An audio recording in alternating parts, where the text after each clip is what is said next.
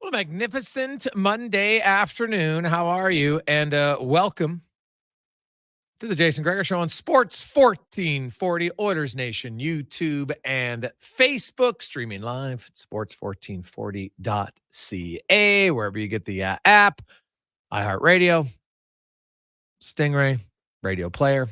Thank you very much for tuning into the show and the station. We appreciate it.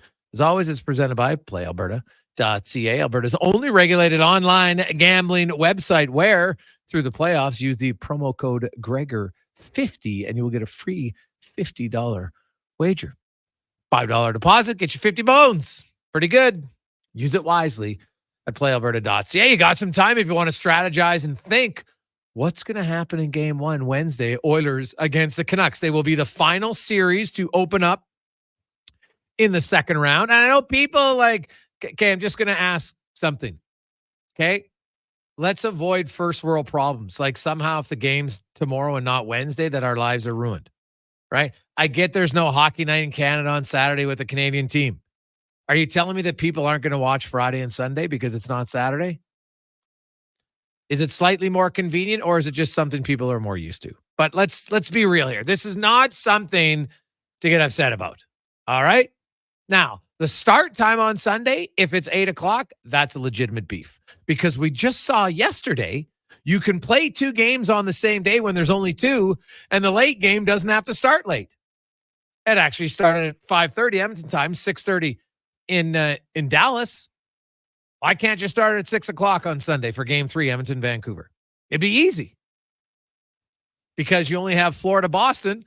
They can play afternoon games. The Americans love their afternoon games, as does the TV. So if you want Connor McDavid starting at 8 p.m., which you will, by the way, happen in every game in the third and fourth round on weekdays, why wouldn't you do it on Sunday? We'll see. That's the only thing you can maybe say, hey, that's what they should do. But as expected, every regular season game that the Oilers play in Vancouver starts at 8 o'clock Edmonton time. That's what's going to happen for games 1 and 2 on Wednesday and Friday. It's to be expected. I understand how TV works in the playoffs. Next Tuesday's game is likely going to be an 8 o'clock Edmonton start time. It's just how it is. You only have one more round. If they win, then you get your earlier starts, if you like the early starts. So either way, the Oilers are going to get the Vancouver Canucks. Evander Kane, Adam Henrique were not on the ice again today. They continue to rest. Chris Knobloch said he expects both to be on the ice tomorrow. And as of today, is hopeful that they will both be in the lineup on Wednesday. Vancouver will not have Demko for the first few games of that series. We'll talk to Kevin Woodley later on today in the 5 o'clock hour to get an update on, are we going to see him at all? Who knows? Mike Wilner will be by. We'll talk a little Jays. Whew, they're terrible right now. We got the 2-minute warning with Cam Tate. Sekeres will join us to open it up. We'll start. Hey, we got a few days, but let's look at the Vancouver Canucks. There's a few things we'll get into on the show today that you should expect will be different than what you saw last round against the LA Kings, specifically on the special teams, because the Kings' stubbornness was a main reason they lost in 5 games. They did not make many adjustments on their penalty kill or on their power play. It was quite surprising, to be honest. So we'll talk about that and how Vancouver will do some things different. Wanye Gretz will be by. Andy Petrillo. Some big news. It's getting a little greasy going on with Alphonso Davies. So we'll touch on that. Spec will be by. We'll also talk about the NHL playoffs. We're into round 2. It began officially yesterday with the Rangers, who will remain perfect. The quest for a 16-0 season is still alive for one team. It's never happened. It's not going to happen. The Rangers aren't going to win every game, but God, it would be fun to talk about for a while. But I just think it's too difficult to do. The Edmonton Oilers in 1988 had the best record since the NHL went to 4 rounds of 7-game series. when they went 16-2. Not bad.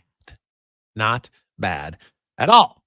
As always, we'll get your thoughts. 833-401-1440. 833-401-1440 in our eWell inbox. McGregor, Stars on Ice is on at 4 o'clock. No, it isn't, Paul. They've moved that. The minute they came out with the schedule, they were never going to play Stars on Ice with no boards at 4 o'clock.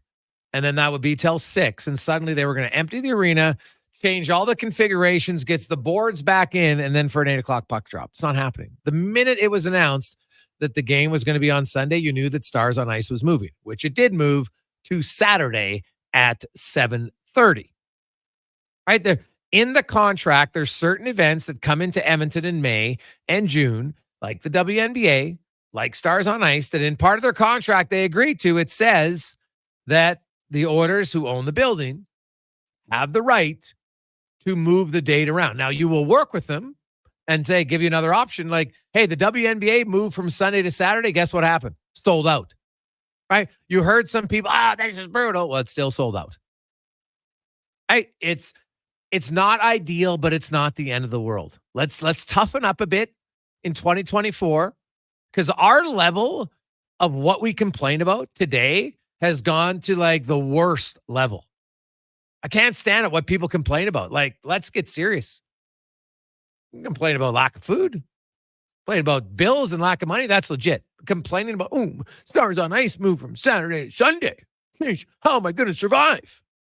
Well, you'll get over it. And if you can't make it, it's unfortunate. Yes. But the truth is, most other people don't care. They just don't. Nor should they. Because we all have things that are much more worrisome. But Stars on Ice will be on Saturday, the 11th of May. Just like there'll be no watch parties on Wednesday and Friday. Something that really haven't, that's been like a new thing here the last few years, which is great. But you'll still be able to go to the mosh pit. It'll be there. You can still get together with your friends. You can still go out to On the Rocks or any other establishment that you like. You can stay at home. There are more than enough options to enjoy the game outside of sitting in the arena on Wednesday and Friday when they're on the road, right? You'll probably get opportunities if they win to do it later on. Now, the Rangers in Carolina, special teams, baby. This has been a special teams playoff so far. First of all, 8 of the top 9 teams in the regular season in points have moved on. The only team that didn't was the Winnipeg Jets, and they lost to one of the teams in the top 8. So it was going to be impossible for all top 8 teams to move on when 2 of them are playing against each other. It's just how it goes. But 8 of the top 9 in total points are through to the second round. So no real upsets. Like, is Colorado 107 points to Winnipeg 110 like a real upset? I don't think so. Now we get to the second round. We got 4 number 1 seeds, 3 number 2 seeds, and of course, Colorado comes in as the number 3. Now, if Colorado beats Dallas, will it be considered a significant upset? I don't think so. I would think right now, Boston or Vancouver would probably be deemed the bigger upsets. Vancouver over Edmonton, Boston over Florida. Carolina Rangers, probably kind of a pick'em series. Dallas, Colorado, should be a hell of a series. Looking forward to it. And I think many people across the NHL yesterday were, even if you're not a fan of Dallas, you were probably like, yes, karma, if I believe in it, it occurred. The LTIR boys are out, which means there'll be no changes in the LTIR rules. Why? Because the GMs will look and say, hey, Vegas didn't gain an advantage. They weren't able to win. I'm not saying it's right. I think it's rather close-minded because there's such easy changes you could make to that. Very easy, that wouldn't change anything. You could just make your 20-man roster, which still gives you some leeway, has to be under whatever the salary cap is at the regular season. Right? Now, players that you acquire at the deadline, of course, you only count their cap. Right? That's why you acquired them, when there was a salary cap. It's very easy. Very, very easy stuff. So, we'll see. I'm looking forward to it. Cons of the other 3 series, because I know in Edmonton, who's everybody's focused on. Which of the other 3 series are you most intrigued by? Got to say Colorado, Dallas for sure.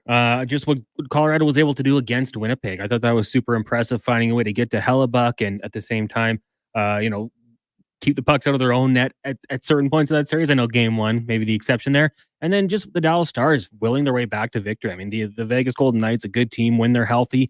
You go down 0-2 at home, like that's pretty daunting. And they went back, they went into Vegas, a tough place to play, had a lot of success, and then kind of grinded it out to win. So I think that for me, just looking at the Colorado Avalanche, you've got the Dallas Stars. I think that's going to be a really good series. Then out east, Boston, Florida, for the sake of the Mondo Madness. I'm hoping the Panthers find a way to gut it out and get past them because I loaded up on Panthers there. But I think that's going to be a lot of fun too. Interesting to see, rest versus, I guess, the reward of the Bruins winning their series. Not as much time off in between. Looking forward to that one tonight as well. It's going to be a really great second round, Gregor. Oh, God. I can't wait. Can't wait. So we will, I will say the Colorado-Dallas series is the one I think that has the chance to go the longest. I won't be surprised also if the Rangers and Carolina ends up being a long series. I like Florida over Boston, and I like Edmonton over Vancouver. Now, here's some things that I think Oiler fans, as you're getting set to watch this series, that are going to be different. Vancouver, in the regular season, their power play was basically identical percentage-wise to LA. It was 22.7 for Vancouver, 22.6 for LA. However, they do some things different that I think they do better. They like to have Miller on the left side, Hughes at the top, Pettersson on the right. Right now, Besser's down low. He had 16 power play goals, but he's not one of the main guys. They kind of have three plays. They like to come in. You watch Miller. He likes that backhand pass to Hughes. Right? Then Hughes will and he's a lefty. So that's the difference. Yeah, Drew Doughty is a righty at the top. And as a righty, him moving it over to Kempe on the right side, it's a different angle. He has to kind of, it takes him more time to get it over. Whereas Hughes, if he gets the puck as a lefty, he's on his forehand, whoom, he slides it right to Pettersson. It moves quicker. So the Oilers, top of their forwards, are going to have to react quick, as is the defenseman, Nurse and Ekholm, who are the left defenseman down low. They're going to have to read and jump out on Pettersson if if that play happens. So I think the left guys are going to be very important there. Now on the right side, it's more so Quinn Hughes. Like the Oilers basically said, Drew Doughty here, you can shoot. And he refused to shoot. Like I did not understand why LA never really adjusted on their power play. They were hell-bent on, we're going to get it to the flanks. We're going to get it to the flanks. Doughty's not shooting one through. Well, Quinn Hughes, you can call it the Quinn Hughes sifter. He just likes to sift one. It's not a Bush bomb, right? It's like the Hughes sifter. Now, he'll shoot it hard every now and then, but he is very good at just getting it through, getting it on goal, and then chaos starts, and Besser's being quite good at cleaning up the rebounds. So I think Edmonton's penalty kill is going to have to be quicker, because basically what they were doing is they were taking away the pass. They were cheating a bit up high, the forward on the left side, cheating up to get their stick in the lane. So the Doughty to Kempe play couldn't work as quickly or as often as they wanted. And Doughty refused to shoot. Now, Quinn Hughes won't. So that's one thing to watch for, to see how Edmonton adjusts to that. The other play that they like is Miller on the left side. And he likes to kind of walk in and then pull it and rip it. Those are like their three main moves. Now, their penalty kill is also going to be different than LA. If you watched LA, because I went back and I watched every one of the Oilers' power play goals. And I was stunned, and even on the ones they didn't score, how often, because Draisaitl was killing it on the power play. He would win the faceoff. He won 18 out of 26. He'd win off the draw. Right? They go to the boards, walk around, get it to Bouchard, and LA basically just said, okay, we'll let Edmonton get into their set plays. They never really pressured. I don't understand it.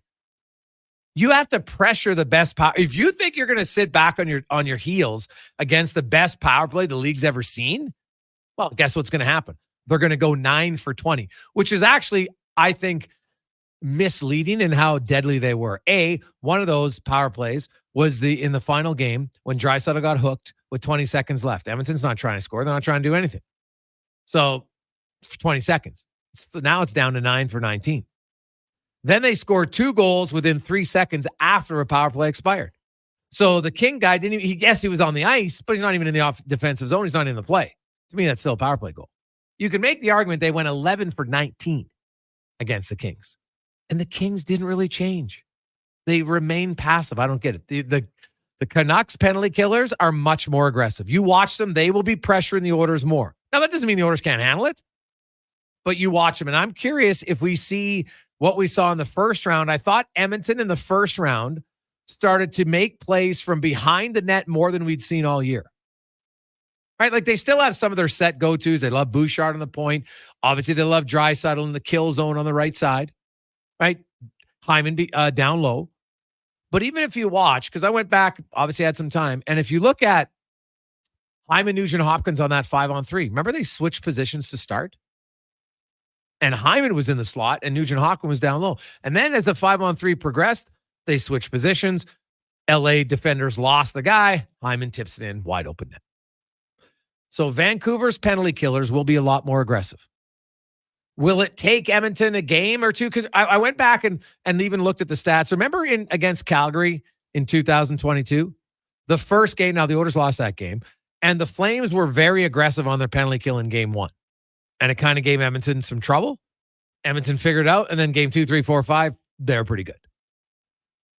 So if Vancouver, because the players know, but you practice things, you talk about things. Like I watched the Oilers power play today. They went up against the penalty kill. Well, first of all, when you're not ripping shots, it's not really the same. They're not battling in the corners like you would if it's against the other team's penalty kill, right? They just don't, like, no one's risking any sort of potential injury in a practice leading up to the game 1 of the second round, right? They're just not doing it. So, well, you practice, okay, Vancouver's going to pressure here. They're going to pressure. It's not at the same pace that you're normally used to, right? So,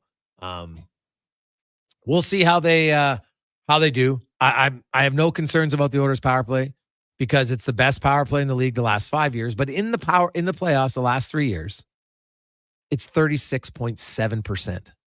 36.7. That's playing Calgary. That's playing Vegas. That's playing Colorado. That's playing LA.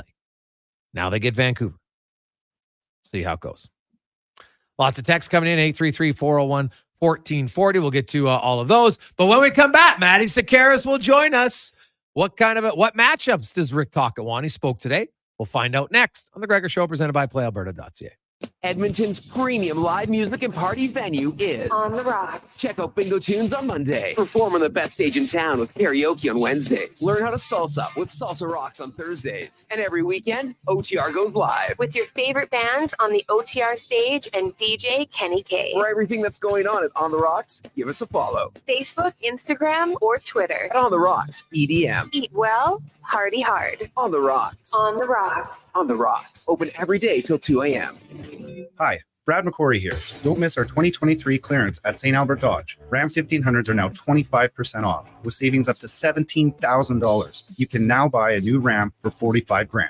Looking for a Ram 25 or 3500 diesel? Take advantage of the no-charge Cummins diesel engine. That's right. Pay for the truck, not the motor. St. Albert Dodge is the home of the $5,000 monthly giveaway. Buy or refer a friend to enter. We also have an industry-leading 4.6 Google review rating. Head up the trail and see how easy it is to do business at St. Albert Dodge. You got a go-to coffee spot, a trusted barber, even a lucky game day jersey.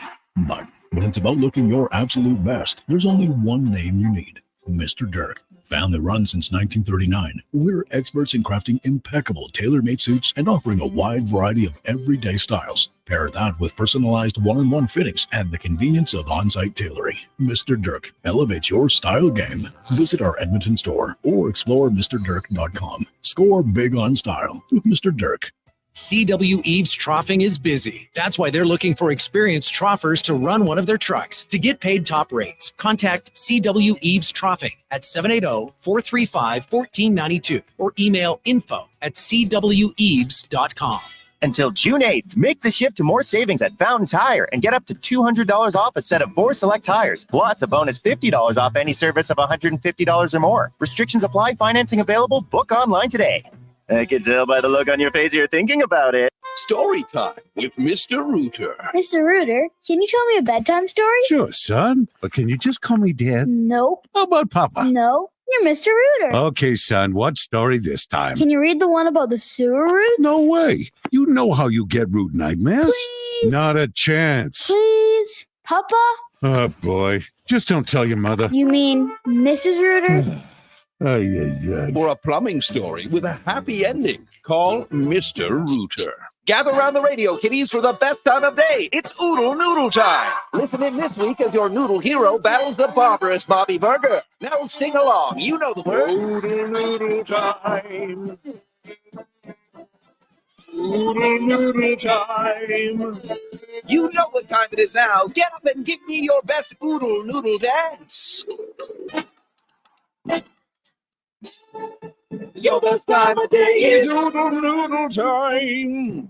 For 50 years, GS Construction has been laying the groundwork for your community. But they couldn't have done it without building their employees from the ground up.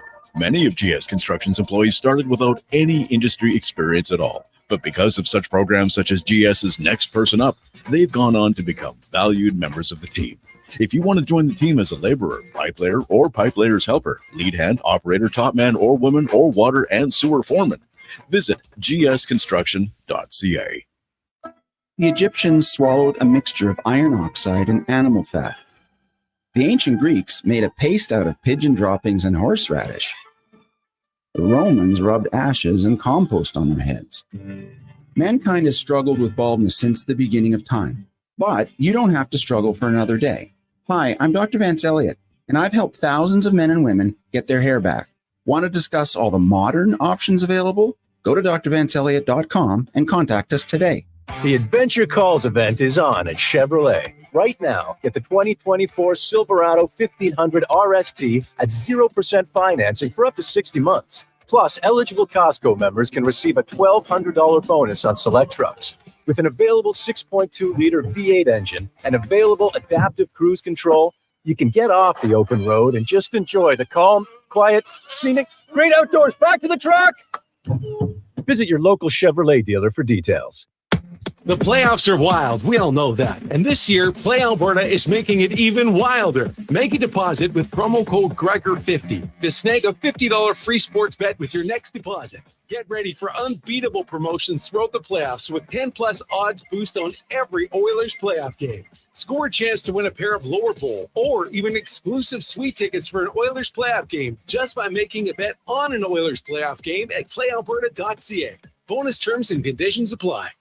AccuSteel Heavy Haul Trailers have been providing highway and off-road custom trailers for over 25 years, bringing you innovative solutions for unconventional problems. They're your industry leader in engineered heavy haul trailer frame repairs, retrofits, rebuilds, and custom trailer fabrication. When you need to haul the largest machinery on the planet, they can do it with a premium engineered heavy haul trailer made right here in Alberta. They're 100% family owned, treating you like part of the family. Trust the experts at AccuSteel Heavy Haul Trailers. Learn more at accusteel.ca.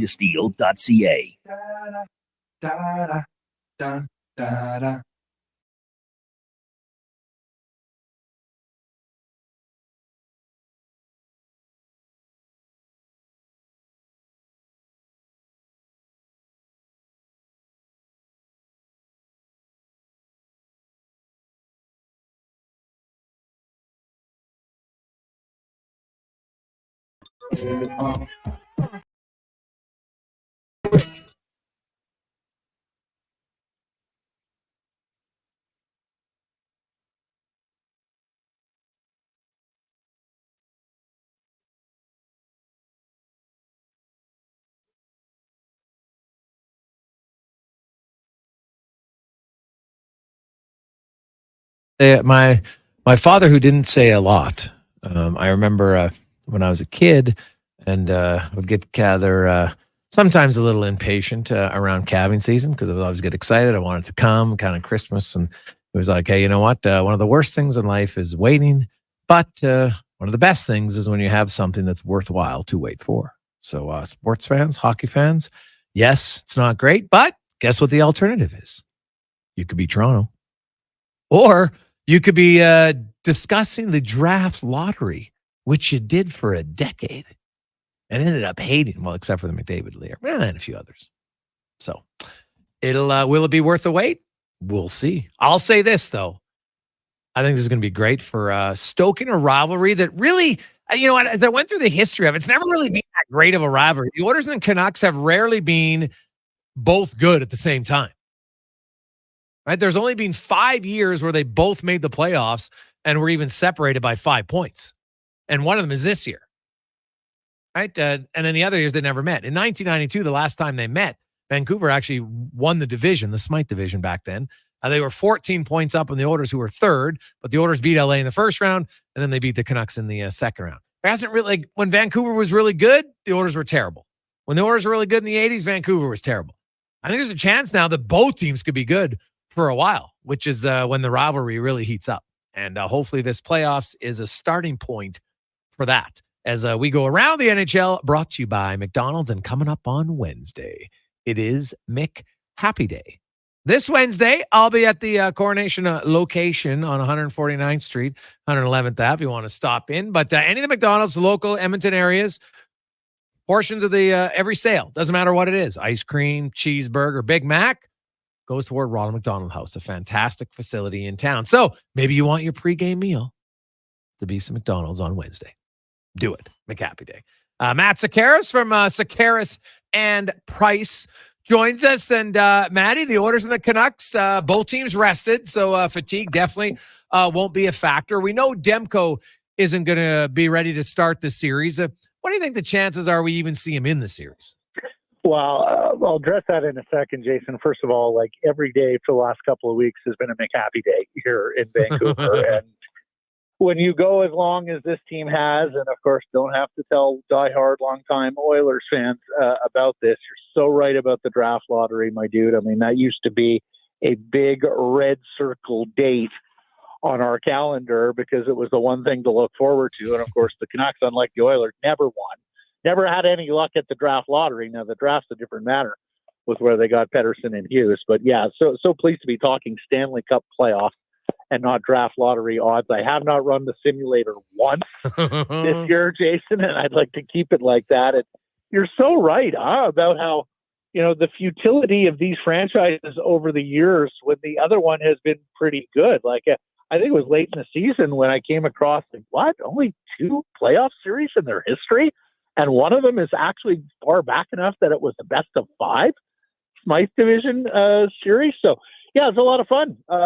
Very much looking forward to it. As for Demko, look, I don't think we're going to see him in the series at all. Okay. I leave out the possibility, I leave hope for the possibility that perhaps he could be physically ready to come back and play a Game 6 or a Game 7. But frankly, I think it is an unnecessary distraction for the Vancouver Canucks and not something that the players and coaches need to be thinking about in the least. I think if there's a narrative in this story about Demko on a white horse, late in the series, that's not a good thing for the Canucks. That's not something they should be thinking about. That's not something they should be hoping for. I think they have to approach this this is Arthur Shilov's series to start, and we feel good about Casey DeSmith, who had a couple wins against the Edmonton Oilers in the regular season. I think if the Canucks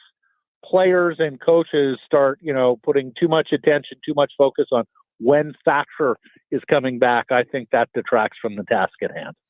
So we know who's going to be the starting goalie for Game 1, and obviously, we'll see kind of how the series goes. Rick Tocchet and matchups. I assuming JT Miller on McDavid, but I could be wrong. But yeah, I think so. Yeah, and then so they might want Lindholm then at home against Draisaitl, which could open up Pettersson against McLeod. It could. I also wonder how much you'll see the Lindholm line against Connor McDavid. Okay. For several reasons. Number one, he has been excellent defensively as a center iceman since the trade with Calgary, and he got particularly good down towards the end of the season. The trade itself, Jason, is one that didn't necessarily work out from the Canucks' point of view. From Elias Lindholm did not really fit with their top 6 group. It was a couple of weeks in, and Rick Tocchet basically said, I got to play this guy at center. He's not a winger. Mm-hmm. And that meant that the Canucks had to go to an alignment where they stacked their 3 centers with Miller, Pettersson, and Lindholm. So effectively, when Elias Lindholm and the Canucks sort of, resigned themselves to going, okay, he's not going to be a huge point producer here, unlike in Calgary when he was playing with Goudreau and Tkachuk. I think that sort of liberated and unlocked Elias Lindholm a little bit to just be a terrific matchup, shutdown, shadow center iceman. He did some really good work in the first round of the Stanley Cup playoffs. And, of course, all those years in the Battle of Alberta, he would probably be the most familiar with playing against a Connor McDavid or a Leon Draisaitl. So, yeah, I do think you're going to see some power on power with the Miller line up against the McDavid line, and I do think you're going to see Lindholm draw some of the McDavid line as well, and if not, the Draisaitl line on that. It's great in theory from a Canucks point of view, Elias Pettersson versus the McLeod line. Alas, Elias wasn't very good in the first round. And in fact, Elias wasn't very good in the last 10 to 12 games of the regular season. He talked about how his previous postseason experience in your fair city in the bubble in 2020 was a much different animal than what he was experiencing both at home and on the road against Nashville. Now he winds up collaborating and having the secondary assist on the series winning goal on Friday. But the whole talk in this town in the first round was what's wrong with Elias Pettersson and why is it that he's not just that he's not producing, Jason, but there were some games where he just, you could see him in his own head, that he looked utterly lost at different times in the Nashville series. And if he doesn't get that, if he doesn't get it back, like if he's not a point producer in this series, I have a very difficult time seeing the Canucks winning it. Yeah, totally agree. Matt Sekeres joins. So when you look at that first round series for Pettersson and even Connor Garland, but he's not a main guy. What didn't you see from Pettersson in round one? Well, first of all, hitting open nets. He missed 2 open nets in game 2. It was astonishing. From his spot, on the right faceoff. So, you knew it was bad when he was, whiffing at open nets. He would try and start games aggressively by shooting. He'd get a few blocked or he'd miss the net, and then he'd start deferring. And then he'd start looking for the pass. He'd get the puck. He'd take that extra second to think, what I'm going to do here. And, he's got that gift like a lot of the greats where typically when the puck gets on his stick, everything sort of slows down around him and he's got time and space. And of course, the great stick handling and hands to be able to deliver a pass or pick a corner. I mean, we saw very little of that in the first round. None of it, really. There was a terrible turnover one game, which led to a Nashville goal in a game they lost. So, when I say he was lost, I mean virtually no part of his game was on. He wasn't passing accurately. He wasn't shooting accurately. He's not the fastest guy, and he's certainly not going to overwhelm you with power. So, he's got to be a guy who wins in other ways, other than the pure base athletic skills. And we just saw so little of that in round one. And look, some of it is because he's not exactly blessed with the most gifted wingers. Yeah, that's a big hole on this Canucks team.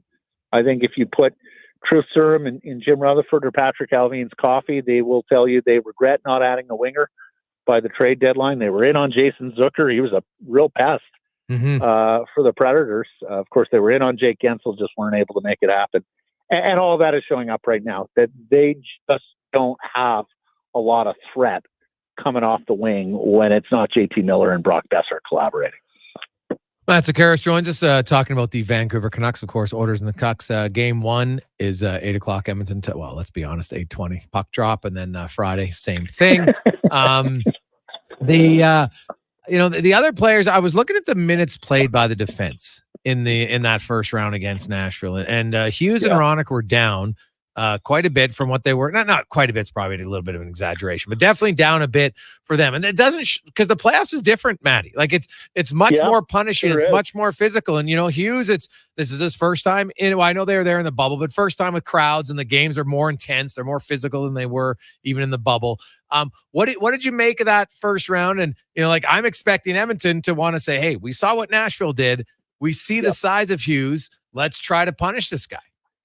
Well, and Nashville did exactly that through the first 4 games, to the point where Rick Tocchet and the coaching staff backed off Quinn Hughes' minutes in one game in Nashville. Frankly, didn't play him a whole lot through the first 2 periods, and then relied on him in the third period to play heavy minutes. And, that's the game where they scored the 2 goals with the empty net, came back, forced overtime, and won it quickly on a Lindholm goal which really I think is the game that broke the Predators' spirit, Game 4, because they had been the better team in Nashville through a couple of games and yet did not have a win to show for it. So, look, he's looked a lot better in Games 5 and 6. Still wouldn't be surprised to hear he's playing through something. Frankly, think Philip Roenick may be playing through something as well, because he's had a super quiet second half.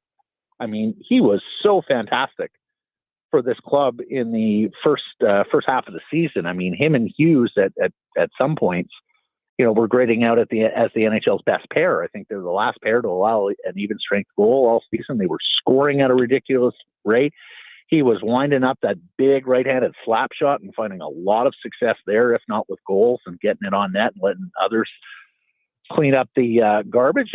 And when you look at the principal difference between this Canucks team on paper versus last season, when, of course, they were desperately out of the playoffs and early, no. A lot of people will point to a healthy Thatcher Demko and the emergence of Philip Roenick as a true top pair right-side defenseman and partner for Quinn Hughes. So it's really been a tale of two halves. Now, this is Philip Roenick's first dance in the playoffs.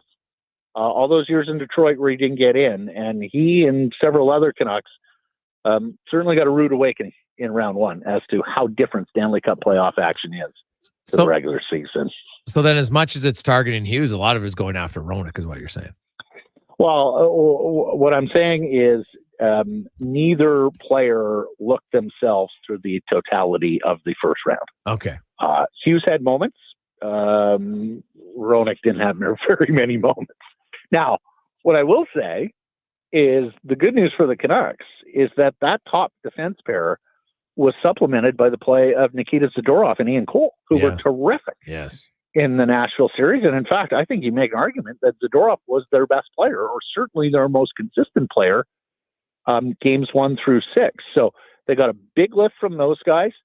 The Carson Soucy, Tyler Myers pair got caved in when it came to shot attempts or shots, but they were really being they were really being counted on to do a lot of the defensive work. So there's a little bit of score effects, there's a little bit of context around those raw analytics on that pair.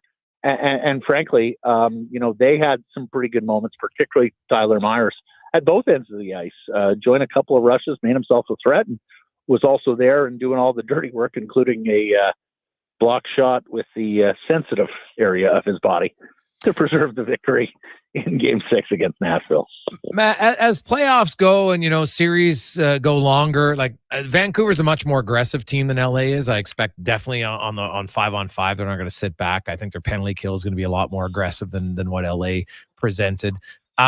These two teams, even the fan bases, like they can pretend they have an online rivalry with a few 1% of idiots, but the reality is, neither fan base really, there hasn't been like lots of guys like the Oilers fans hated BX and Kessler for a while and Burrows more because they were really good at chirping and stirring it up. So, if you were saying, okay, Oilers fans, these are the players they're going to dislike after game 1 or 2, who would be at the top of the list? Well, gosh, great question, buddy. Zadorov laid a lot of hits and was quite chippy, playing to the echo of the whistle. Also not a guy who's afraid to speak his mind and engage in some trash talk, both on and off the ice. JT Miller's the type of guy that you love him when he's playing for your team and you hate him when he's playing for someone else. He's loud. He's quite loud. He's talking an awful lot. If, in fact, any of the mics at ice level pick up any of JT Miller, I imagine it will be things that Oilers fans don't like very much.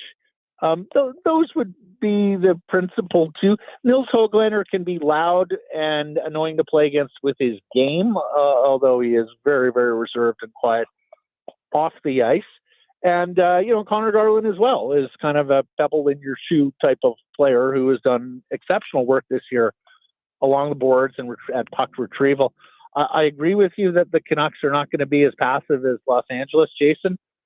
But let's face it, is there a team in the NHL that could possibly be more passive than the LA Kings? What a horrible system to watch. Like, it truly does a disservice to the sport of hockey to watch them play as they play in that 1-3-1. And, several times this year, watching and listening to Oilers games, the commentators in Edmonton had the same takes as the commentators in Vancouver in watching that Kings team play.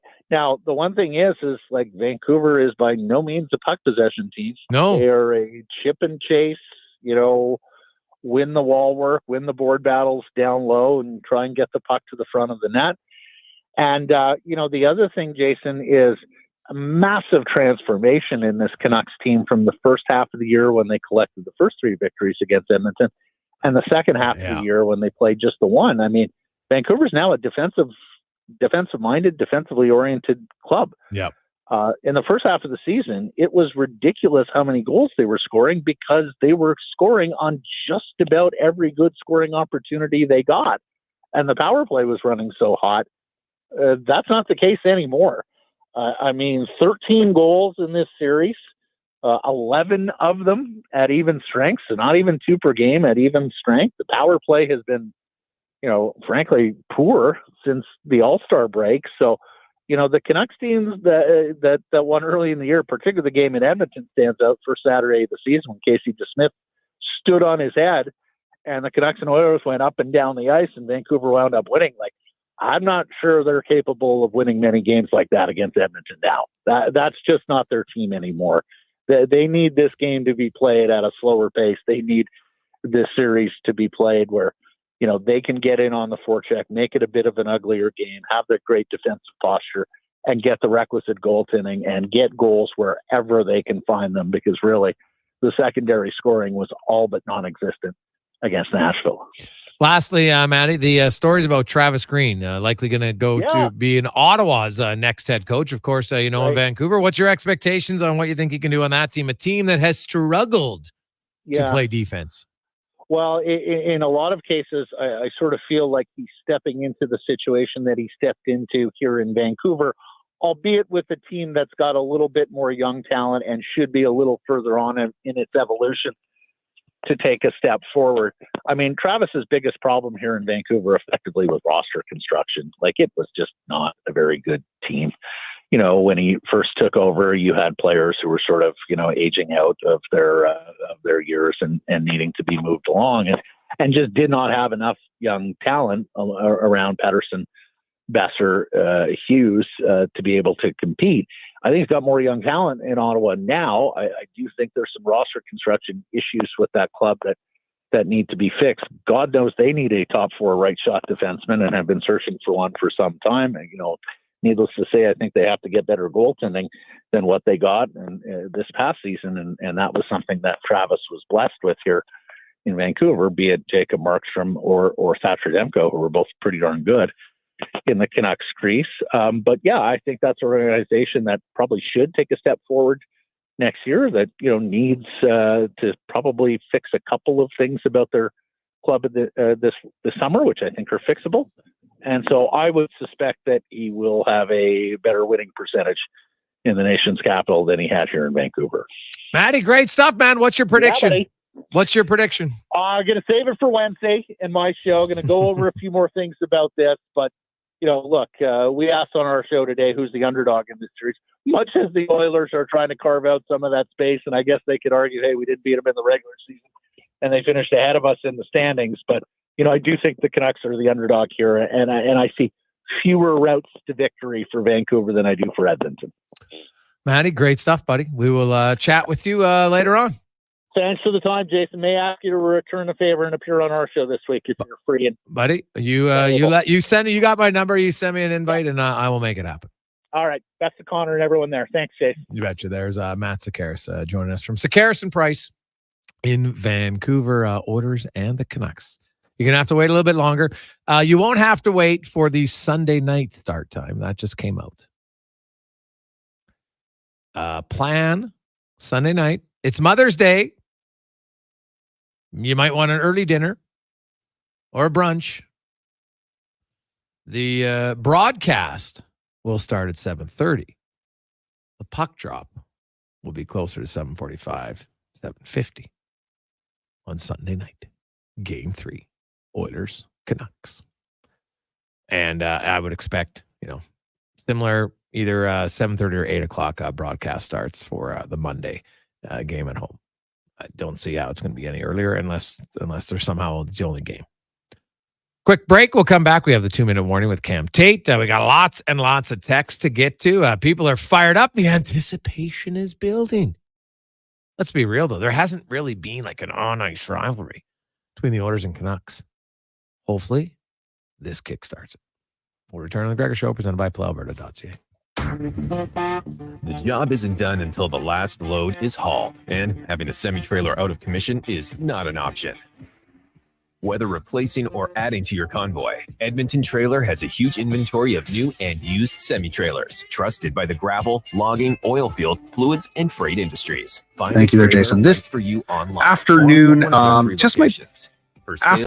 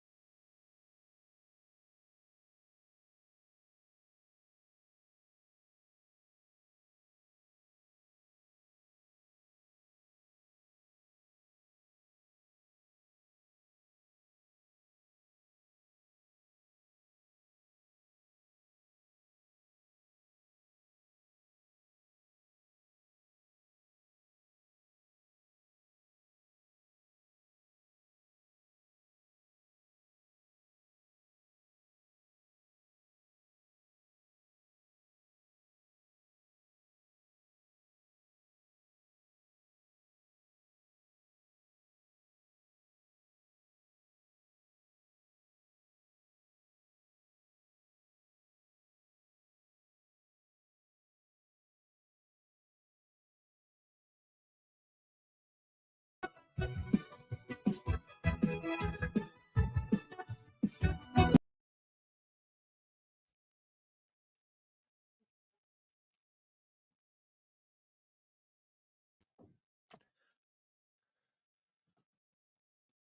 a lovely Monday to the Gregor Show on Sports 1440, Oilers Nation, YouTube, and Facebook. Oof, that is a terrible camera angle on YouTube, so try to fix that out. Maybe I'll stand up for that. Will that be better? No, it won't. So, well, maybe we can adjust it. Yeah, that might be better. That probably look a little bit better. We'll see, but we'll figure out during the break because that's it's not looking good. It's not. I don't know. That's a good look if you're gonna stand. Yeah, but the bar's right in front of my face. Yeah, that's true. We'll see. We'll fix it. Well, yeah, we'll fix it. Maybe just switch one camera to the other one at the next break. Anyway, welcome back to the show. Jason Gregor, Connor Halley with you on Sports 1440, Oilers Nation, YouTube, and Facebook. Presented by PlayAlberta.ca, Oilers and the Canucks on Wednesday. We get a lot of texts coming in. People concerned about Kane and Henrique. We really have no concern about Kane. He will play. Adam Henrique, pretty confident he would play, but if I had to pick which one I'd be slightly more concerned about, it would be him. Only because he got injured in Game 5 and looked like he's favoring himself. So we'll see. Hasn't skated yet, but the Oilers have a lot of rest. There's no reason for him to skate if you have a nagging injury at this point. So coach did say he expects both of them on the ice tomorrow. Oilers will have a skate tomorrow, very short. They're on from like 10:30, probably at best to like 10:50. Then they will jump. They're going to fly to Vancouver early tomorrow afternoon. So they'll get in loads of time, probably want to avoid rush hour, get to the hotel, relax, go for dinner. And then it is game day on Wednesday. Now, let's get to the 2-minute warning. Cam Tate, brought to you by Legacy Heating and Cooling. Weather rates never change. If all of a sudden your furnace conks out middle of the night, on the weekend, your AC unit got issues with it, call Legacy. They'll come fix it. No overtime charges. That's how you build a Legacy. At legacyheating.ca. Cam Tate, of course, has cerebral palsy. He's in a wheelchair. Has been a long-time reporter here in Edmonton and has always wanted to be on radio, but just due to his condition, can't do radio himself. But through the wonders of new technology, he has people use his words. Although, pay attention. Be one of the few times you actually hear from Cam Tate at the end of his 2-minute warning today.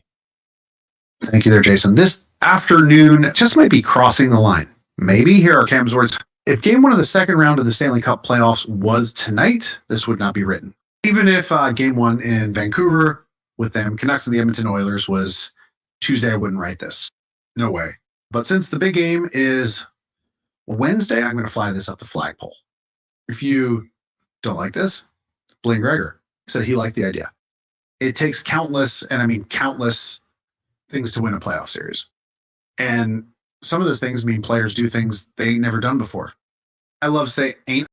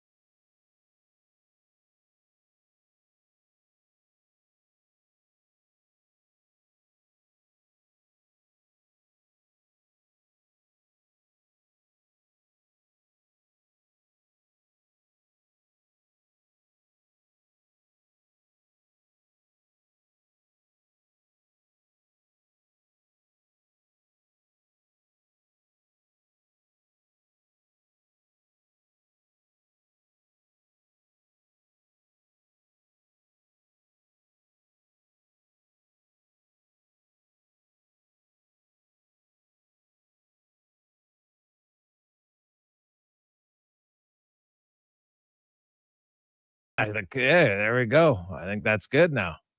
It's right there. Stylistic. The deck man. All right, perfect. Yeah, we'll get, we'll move it over a little bit more, maybe over here. So then we, so it gets less of the mirror. It's not as dark, but yeah, it's all good.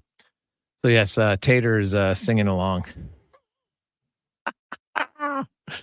Funny stuff. Now he was accurate that come playoff time, lots of different people have to do lots of different things if you want to win, right? You got to get outside your comfort zone. You know, we saw Leon Draisaitl blocking a shot late in the game. I thought Draisaitl was the Oilers MVP in the opening round, and he'll need to be good again. I think the rest, you know, we've got a lot of texts wondering, does the rest help the Oilers? Does it benefit Vancouver? I'll say this about the rest. I was watching Connor McDavid in practice today, and like he was, now we all know he's fast, but he had they were doing 2-on-2 rushes, and one time he blew right through Ekholm and Bouchard, and then the other time he blew right through Nurse and Ceci. And you know, they're trying to score, and of course, I think it was Ryan McLeod the one time was just hooting and hollering like it was a playoff goal. And McDavid, game one, similar to LA, right? He had some time off. Look how he looked. I won't be surprised to see McDavid shot out of a cannon in game one. Let's get to the con man and a sports 1440 update brought to you by High Street Insurance, driven by people, not products. There are people taking care of people for over 10 years. Edmonton born, nationally syndicated now, but still right here. Home office always will be and is in Edmonton. Check it out, highstreetinsurance.com. This is a sports 1440 update. Just one game on the ice tonight in the Stanley Cup playoffs. It's game one, round two. Panthers and Bruins down in a Sunrise. Puck drop just after 6 o'clock. In that one in the association, we got two games tonight. The Pacers in New York taking on the Knicks. Tip off at 5:30. That's game one of their Eastern semifinal. And then at 8 o'clock tonight, the Nuggets look to even up their series with the Timberwolves just after 8 down in Denver. Major League Baseball. Lighter night. One game going on right now. It's currently scoreless as the Giants take on the Phillies. That's in the bottom of the fourth. Still to come, the Tigers in Cleveland. Pirates host the Angels. White Sox take on the Rays. Royals up against the Brewers. The Padres travel to Wrigley, taking on the Cubs. Twins host the Mariners. Mets in St. Louis. Athletics take on the Rangers. And the Marlins meet the Dodgers. WHL action. The Portland Winterhawks looking to wrap up their series with PG tonight in Prince George. That one gets going just after 8 o'clock. Winterhawks leading that series 3-2. And some news from the CFL today. The Edmonton Elks signing a few free agents. Offensive lineman Lando Hudson II, Desmond Bassett, defensive back Kyle Cass, and wide receiver Travis Rudolph, as well as national receiver Hunter Brown and national offensive lineman Alexander Hall. Coming up in hour 2 of the Jason Gregor Show, we'll be joined by Mike Wilner from the Deep Left Field podcast. I'm Connor Halley. This has been a Sports 1440 update. Sports 1440, a Stingray radio station broadcasting on Treaty 6 territory. Download the free iHeartRadio app and listen to CKJR wherever you go. I'm Ryan Nugent-Hopkins. And I'm Zach Hyman. And when we're not making juicy, sweet passes or having my goals disallowed, we're working for Legacy Heating and Cooling. You know, guys used to call me a plumber, and now they call you an AC repairman. Nice. Hey, guys, you're not here to fix air conditioners. You're here to sing the jingle. Oh. Well, okay. Call Legacy, call Legacy. No payments and no interest for 1 year from qualified installers. Legacy Heating and Cooling. The Adventure Calls event is on at GMC. Get the 2024 Sierra 1500 Elevation at 0% financing for up to 60 months. Plus, eligible Costco members can receive a $1,200 bonus on select trucks. With Sierra's available 5.3-liter V8 engine plus more cargo bed volume than any competitor, you'll have everything you need to take on any project this season, like building a brand new doghouse. That's a lot of wood. How big is this dog? Visit your local GMC dealer for details. CW Eves Troughing is busy. That's why they're looking for experienced troughers to run one of their trucks. To get paid top rates, contact CW Eves Troughing at 780-435-1492 or email info@cweves.com. Uber Eats is now in your area. We've got it all, from your favorite restaurant dishes to groceries and essentials. And get $0 delivery fee on all your orders. What are you waiting for? Try Uber Eats now. Taxes and fees still apply. See app for details. Embrace the drive at GMC. Right now, lease the 2024 Terrain SLE from $218 bi-weekly. That's like $109 weekly at 5.9% for 24 months with $3,300 down on an ultra-low-kilometer lease. Get out to the best views with a 1.5-liter turbocharged engine and listen to all your favorite tunes along the way with available Amazon Alexa built in. Or maybe even no tunes at all. Visit your local GMC dealer for details. Shift into spring with Murray's Truck Parts Locators. He has the parts knowledge like no other. Murray knows where to find what you need and get them fast with competitive pricing. That's Murray's promise. For truck inspections, hunter wheel alignments, and repairs that make your engine purr, call Murray at 780-678-2128. Murray's Truck Parts Locators for your truck parts and repairs. Located just minutes west of Camrose in Irvik Subdivision. O'Hanlon Paving is looking for finished skid steer operators, finished grader operators, Class 1 drivers, and more to join their Edmonton road crew team. Bring your positive attitude and great work ethic to their job fair on May 10th and 11th. Visit o'hanlonpaving.com/careers. I'm Rick Showers from No Bull RV. Last month, I talked about a 0 payments for 6 months offer on quality used RVs, and people came in asking about something else. I remember that offer. You get to enjoy the whole summer in the great outdoors without making even one payment. That's right, Bob. But there's another thing that we do at No Bull. If you buy an RV from us and then decide you don't want it after all, I'll buy it back from you. I think you're the only one in the universe who stands behind RVs like that. Probably right, Bob. But more than one person came in to ask, are you really saying I can buy a used RV and not make any payments and still get your buyback guarantee if I don't like it after all? My answer, of course. Remember the name of our store? There's no fine print. We have the best offers, the best financing, the best guarantee, and the best customer service in the province. We combine all of that. You get everything when you come to No Bull. Anything else would be, well, you know. And that's No Bull. NoBullRV.ca.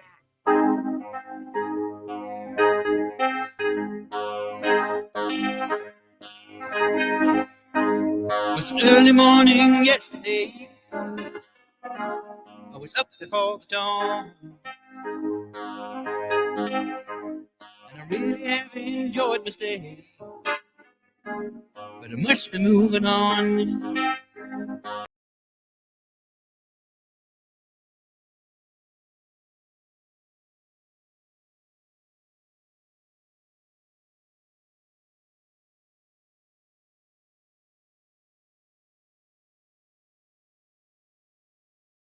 Back, Jason Gregor Show on Sports 1440, Oilers Nation, YouTube, and Facebook.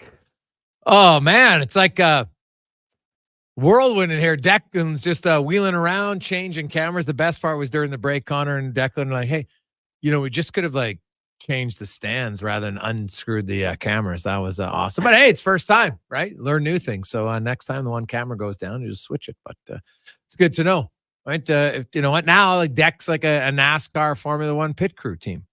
He can change things pretty quickly. It was nice. 833-401-1440. It's a Gregor Show. That's the text line. 833-401-1440. Hey, lots of texts flying in. Hey boys, that was awesome. Cam, tear in my eye will laugh my rear off from Teabag. Guys, I just have to say I love the Cam Tate segments. They're all good, but today's was perfect from John. Oh, that was funny. Hey guys, he can sing. It's outstanding.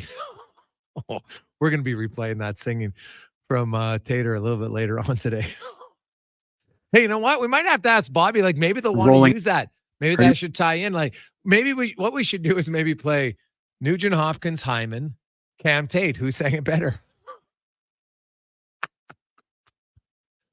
Oh God, that made me laugh. First time I knew he was going to do it, but I hadn't. I like every time I hear the 2-minute warning. I don't like to listen to it prematurely. I like to just have it this first time, like you. And so that one made me chuckle. The email said, "Buckle up." Okay, let's hear it. Oh, awesome stuff. 833-401-1440. Got a lot of text to get to. Many of you wondering, why wouldn't the NHL just announce all the start times for all the games? Well, usually they might do games 1 to 4, but they open it up for different reasons. But yes, and no one should be surprised that this is an 8 o'clock start. There's 2 games. Edmonton and Vancouver are going to be the late game every night. It's just how it's going to be until there's 1 game a night, which will happen in the 3rd round. Right? This is not new. It's just how it is. It's like we know the NHL doesn't start on time anymore, so that's why we announced puck drop time, not the scheduled broadcast start time on our show. That's just me, because it's like, hey, people want to know when do I need to be ready? Well, need to be ready Sunday night, game 3 in Edmonton, broadcast 7:30, which means puck drop, depending. Like TNT usually is the later one. If TNT is involved, then it's add 20 minutes. If it's the other networks, can be anywhere from 42 to 45. Puck drop, 7:42, 7:45. So there you go. I would guess, just to be safe, probably 7:50 on Sunday night, game 3. Oilers and the Vancouver Canucks. We don't have the start time for Monday, but I don't see it being any earlier. I could see it probably being an 8:20 puck drop, to be honest. We'll see. It should be at the latest 7:50. We all know that, but hey, that's how it goes. If the Oilers are winning, Oilers fans aren't going to complain. I think they'll be like, hey, we're doing all right. It is fantastic.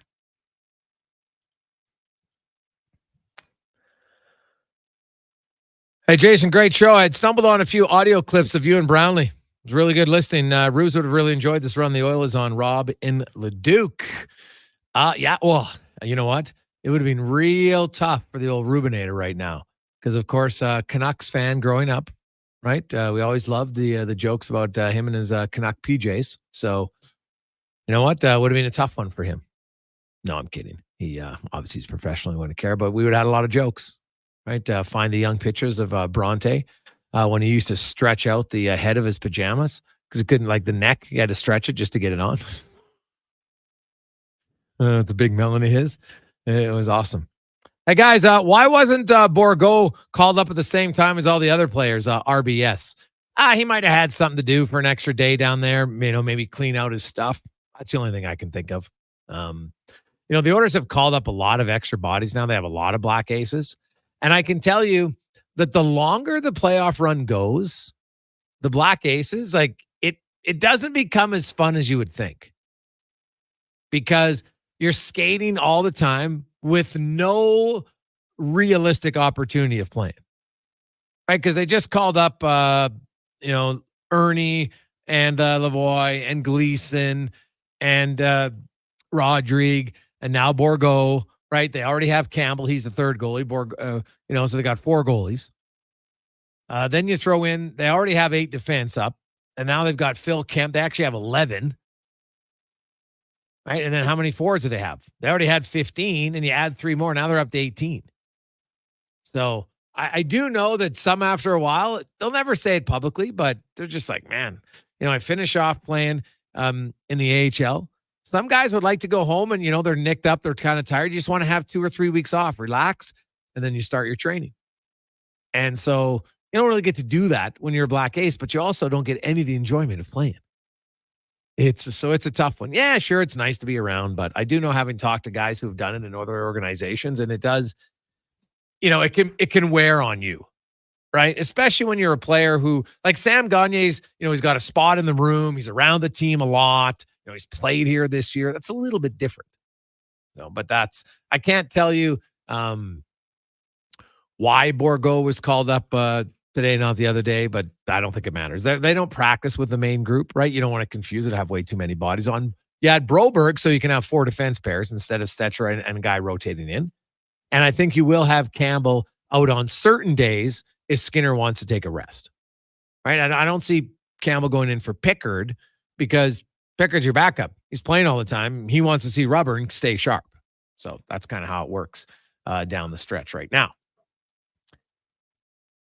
Now, we didn't talk about the teams that got knocked out. We did it very briefly. But you watched Dallas dispatch of Vegas in 7. And it was a road series in the first 4 games, and then the home teams won games 5, 6, and 7. So the LTIR boys in Vegas, at the end of it, Didn't gain much advantage. They didn't win a round, just like LA didn't win a round. Toronto didn't win a round. Go down the list. Now, they did acquire Hannafin, although he was, even if Stone's on an LTR, I think they get Hannafin anyway because he was only 1.4 cap hit.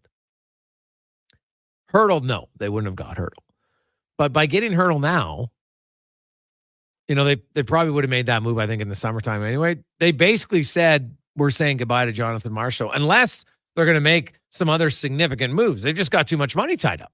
It just doesn't make sense. So, and you saw Mark Stone again in that playoff game. Like, he's a player that, you know what? He gets injured. He's injury prone, right? He's a lot of wear and tear. There's a lot of tread. Like, there's not as much tread on those tires anymore. There's a lot of wear and tear on it.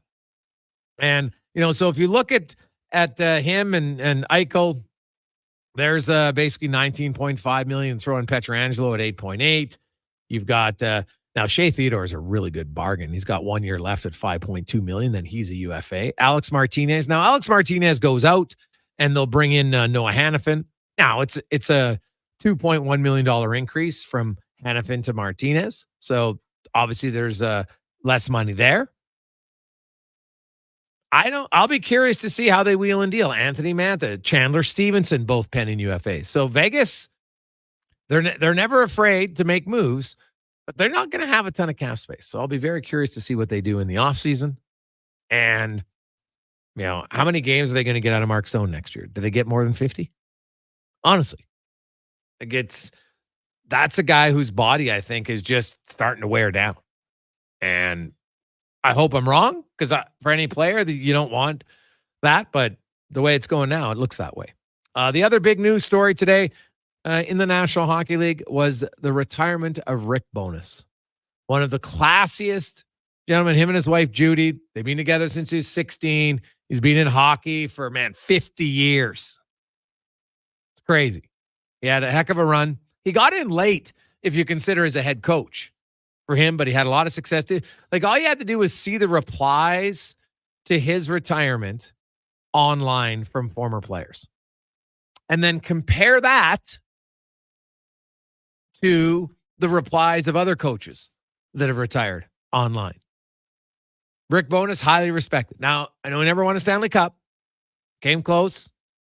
But when you look at the impact he made on a lot of players, I think he's going to be able to kick back, look in the mirror, and say, you know what? I did well. Had a really good run. There's a heck of a life being involved in the NHL for that long. And now the Winnipeg Jets will be looking for a head coach. Now, will they promote Scott Arniel? He's been an assistant coach for 10 years. He did coach 2 years in Columbus. And I'm not the biggest fan of promoting assistant coaches to head coaches. More often than not, you don't have the same success because it's hard, because you go from being the coach that the players can kind of talk to, be the go-between if they want to vent. You know what? That's what the associate or assistant coach is for, right? The head coach has to be more of the hard ass. That's just how it is. And to go from being the assistant to then the head coach, historically, doesn't work out. Now it has. Obviously, John Muckler would be a great example in Edmonton. But there's lots of others. And on good teams, right? Dave Lewis. Ask how that went in Detroit. Not well. And they had a really good team. Right? There's lots of other guys that have done it. Not much success. So I'll be curious what the Jets do. And if Arniel doesn't get it, well, then I'm guessing he's probably going to say, okay, you know what? I'm going to go somewhere else. Which is understandable. Unless he doesn't want the head coaching job. That's the other thing. Some guys get to a point where they're like, you know what? Yes, you get paid more as the head coach, but, there's more headaches. There's lots of other things. Sometimes you reach a point where you say, you know what? I'm really happy being an assistant or an associate head coach. It depends. So we'll see what happens in Winnipeg, but that's a coaching vacancy. I think Toronto, I don't see how Sheldon Keefe can come back in Toronto. I don't see the reason why. Like, to me, that would be the ultimate insanity. He's been there since 19. They've tried everything. It's not working. But he's saying, well, you know what? Our guys, the other team forced us to beat ourselves. Well, actually said the Leafs beat the Leafs. almost kind of excused himself from it. And I know that's not what he meant, but he's also the same guy who said, well, Austin Matthews' quest for 60 and 70 goals was a distraction. Not sure I agree with that. Like when Connor McDavid was chasing 150 points last year, did anybody view it as a distraction? God, no. Teammates are fired up. People are fired up about it. How could that be a distraction? I don't get it. So I think that might be time for both. And here's the other thing, though. His contract extension, Connor Halley, hasn't even kicked in yet. And like, it's interesting with teams. You know, you got a year left in your deal. The guy's been there for that long. What's the rush of giving him an extension? Now, they got more money than, any other team in the NHL, so they'll be fine. It's not like whatever they're paying him, they can't afford to pay someone else. But it's an odd situation, and he's not the only one. He's not the only one at all. Hey, guys, quick question. When the Oilers win, would Woodcroft get his name on the Stanley Cup? No, he would not. First of all, he wouldn't want it. Right? He was here for the first 13 games of the season. And in order to get your name on the cup, you either, as a player, you need to play 41 games in the regular season or 1 game in the Stanley Cup final. Now, teams can, if there's a guy injured, you can ask for an exception and they can get their name put on if they don't meet those requirements. But I'll tell you right now, there is zero chance Woodcroft's name would be on. And zero, why would he want it? It has nothing to do with it. And it would be almost like just kicking him in the ground. Hey, you got fired and our team became great. Let's put your name on the cup. Like, come on. There's zero chance him or Dave Manson would want or would even be considered to have their name on the mug. Yeah, and there's a long way to go. The Oilers need 12 more wins. You're not even halfway there. So long ways to go before that. Coming up, we will hear from Mike Wilner. Next, we got also Leon Draisaitl talking about faceoffs because the battle that's upcoming here, Miller, pretty good faceoff guy. Does penalty kill. Draisaitl's been excellent all over, but very good on the power play. We'll get into some face-off technique with him. The what he's looking forward to most in the Wednesday game 1. That and more on the Gregor Show, presented by PlayAlberta.ca, coming live in the E-Well studio, EWEL.ca. The playoffs are wild. We all know that. And this year, Play Alberta is making it even wilder. Make a deposit with promo code Gregor50 to snag a $50 free sports bet with your next deposit. Get ready for unbeatable promotions throughout the playoffs with 10+ odds. Like Nugent Hopkins and Hyman. Are you ready? Here we go.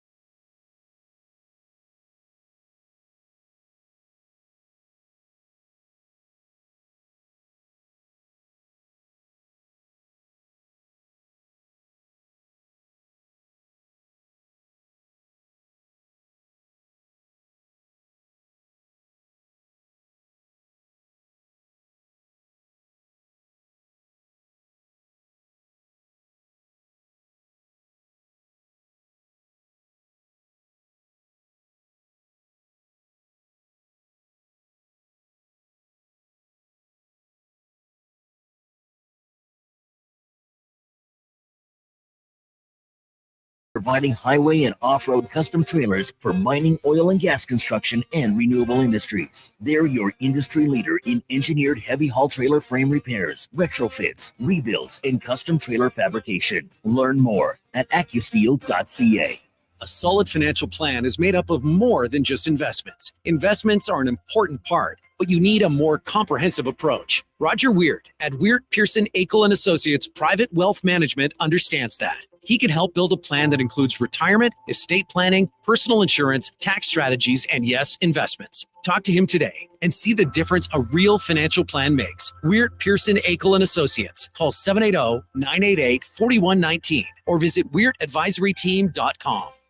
Edmonton's premium live music and party venue is On the Rocks. Check out Bingo Tunes on Monday. Perform on the best stage in town with karaoke on Wednesdays. Learn how to salsa with Salsa Rocks on Thursdays. And every weekend, OTR goes live. With your favorite bands on the OTR stage and DJ Kenny K. For everything that's going on at On the Rocks, give us a follow. Facebook, Instagram, or Twitter. At On the Rocks, EDM. Eat well, party hard. On the Rocks. On the Rocks. On the Rocks. Open every day till 2 a.m.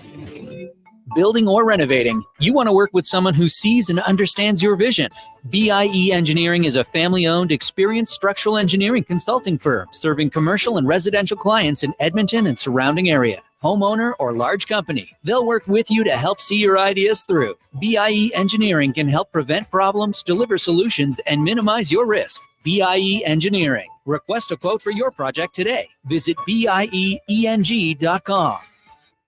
For over 65 years, Denham Ford has been the trusted heart of Central Alberta. We're not just a dealership, we're a tradition of honesty and excellence with honest pricing and genuine service. We've proudly earned Canada's only 50-time President's Award for customer satisfaction. Join our extended family and experience the Denham Ford difference. Whether on the Wetaskiwin Auto Mile or online at denhamford.ca, your journey to trust and excellence starts with us. Denham Ford, driving tradition forward. Your love for strawberries is very passionate, you say. Just wait till you get your next taste of Booster Juice. The new Strawberry Blush smoothie made with strawberries, bananas, vanilla oat, and vanilla frozen yogurt will make you fall in love. And there's no tea like the Strawberry Serenity Teaser, a blend of strawberry juice, green tea, and honey. And for a tasty treat to pair perfectly with your berry obsession, the Strawberries and Cream Booster Ball has returned like your favorite dream. Visit a Booster Juice near you today or download the Booster Rewards app.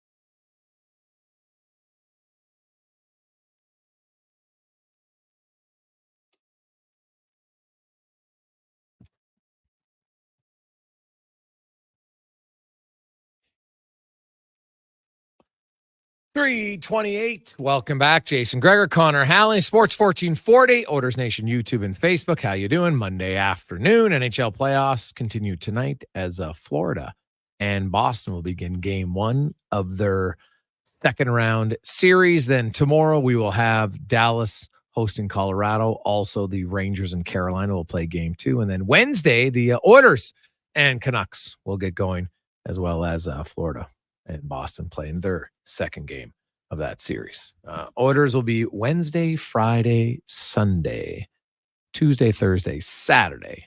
And then if game 7 is necessary, it'll be on the following Monday, the 19th. That's Victoria Day, if I'm not mistaken. So there you have it. Let's get to the MLB report brought to you by Legacy Heating and Cooling, where their rates never change. Maybe they might have a new jingle singer in Cam Tate, legacyheating.ca. As we are joined by Mike Wilner from the Deep Left Field podcast. And Mike, the Jays have dropped now into last place in their division. It is a tough division. And I know the organization keeps saying, hey, it's early. You know what? We think we like what we got here, yada, yada, yada. I guess I want to start with Vladimir Guerrero because, a few years ago, he had the monster season. Everyone's like, okay, this guy is going to be on it. But here we are a few years later, and that looks more like the outlier thus far. Do you agree that was the outlier, or do you still see things in his game that could get him back to that level? Well, I mean, that was a really, special season. What he did in 2021, and he was 22 years old, and he sort of set the bar too high for himself. That everyone expected that this is sort of the base instead of, boy, what a great year he had. And we expected 50 homers every year and 1,000 OPS and competing for an MVP because we had been told, what a great hitting prospect he was. And it's easy to get caught up in it, but you do have to realize that nobody has ever been that good for their entire career. Nobody has ever had like that as their average, right? And I think that prospect hype sort of has taken on a whole life of its own now in the last, 10 or 15 years. And nobody ever lives up to it because nobody could ever possibly live up to it. But we did expect better, and we should have gotten better from Guerrero over the past few years. But I think what's important to remember is that he's still just 25, that his bad years are years that 95% of major leaguers would take as their best years in a heartbeat. As much as people complain about him, he still led the team in home runs and runs batted in last season. And, he's on an incredible heater right now over the last week that nobody seems to, notice. But yeah, he is definitely the victim of the expectations that were set for him before he even got to the major leagues, and that he set for himself with that huge 2021. The Jays, when you look at it, if you had to pinpoint the top two areas of concern for you, what are they on the Jays that's caused them to have this record so far this season? Well, there's a difference for me inside that question. Like what's caused them to do this, or what are the areas of concern? Because those are two different things for me. I'm not concerned. I don't believe that Bo Bichette is going to finish this season with anywhere near a 195 batting average or a 530 OPS, or that George Springer is going to wind up with an OPS under 600. Those aren't concerns for me, but those are a couple of the reasons that they've done as badly as they've done. For sure. The most of the lineup just hasn't hit at all. It's been Justin Turner, Dalton Varsho, Davis Schneider, and Danny Jansen. And this last week, Vladimir Guerrero Jr., and that's it. And that's not enough to win games. Chris Bassett has been terrible. I'm not concerned that he's going to continue to be terrible. The bullpen, I mean, it's when your 2 and 3 and 4 relievers are hurt, you're going to have a hard time no matter who you are. So, with Chad Green down and Jimmy Garcia down and Eric Swanson dealing with clearly something, you're in a lot of trouble. And they've also faced, I believe, I saw this somewhere a couple of days ago, they have faced better opposition pitching than any other team in the major leagues early this season. We have to remember, and I know it sounds like excuse making, but it's not, because while everybody winds up playing the same schedule, at least everybody in the division winds up playing the same schedule, they don't play it in the same order. Mm-hmm. And the Blue Jays have dealt with some really, really difficult opposition, and it's going to continue. They don't get a breather until Victoria Day. And when that happens, as of Victoria Day, they will then play 9 out of 13 games against the White Sox and the Pirates. And the White Sox that's are their brutal. first breather of the season. Yeah. But it comes 46 games in. Now, I know that, I read stories. There's lots of people that question the decisions of the manager in game. Yeah. Where do you come out on Schneider's in-game decision making? I think maybe there's been one, and I can't remember what it is specifically this season, where I thought, why are they doing that? But pinning this on the manager it's pretty weak. I mean, he's dealing with the people he's dealing with. His top 3 hitters, aside from the last week of Vladimir Guerrero Jr., have been terrible. Like terrible. Not even, bad for them. Terrible. Among the worst hitters in the game. But it's baseball. You can't, react to a bad couple of weeks or even a bad month by shuffling things around all the time and trying to latch on to a hot hitter and trying to move away from a cold one, because nobody has ever been able to figure out in the history of this game when a cold hitter is going to heat up and when a hot hitter is going to cool down. That happens all the time. And generally people wind up where they ought to wind up after a season. And so for the guys who are going really badly, that means that they've got some sort of a hot streak coming. We just don't know when, and we don't know how hot it's going to be. So, people saying he's not shuffling the lineup. I don't think he should be shuffling the lineup. People have problems with his bullpen management, but look what he's got to deal with. You can only play with the cards that you're dealt. And people love to blame managers because they see them as these all-seeing, all-knowing, and it's a lot of it is our fault as the media. For a long time, the media played up managers and coaches as these geniuses who,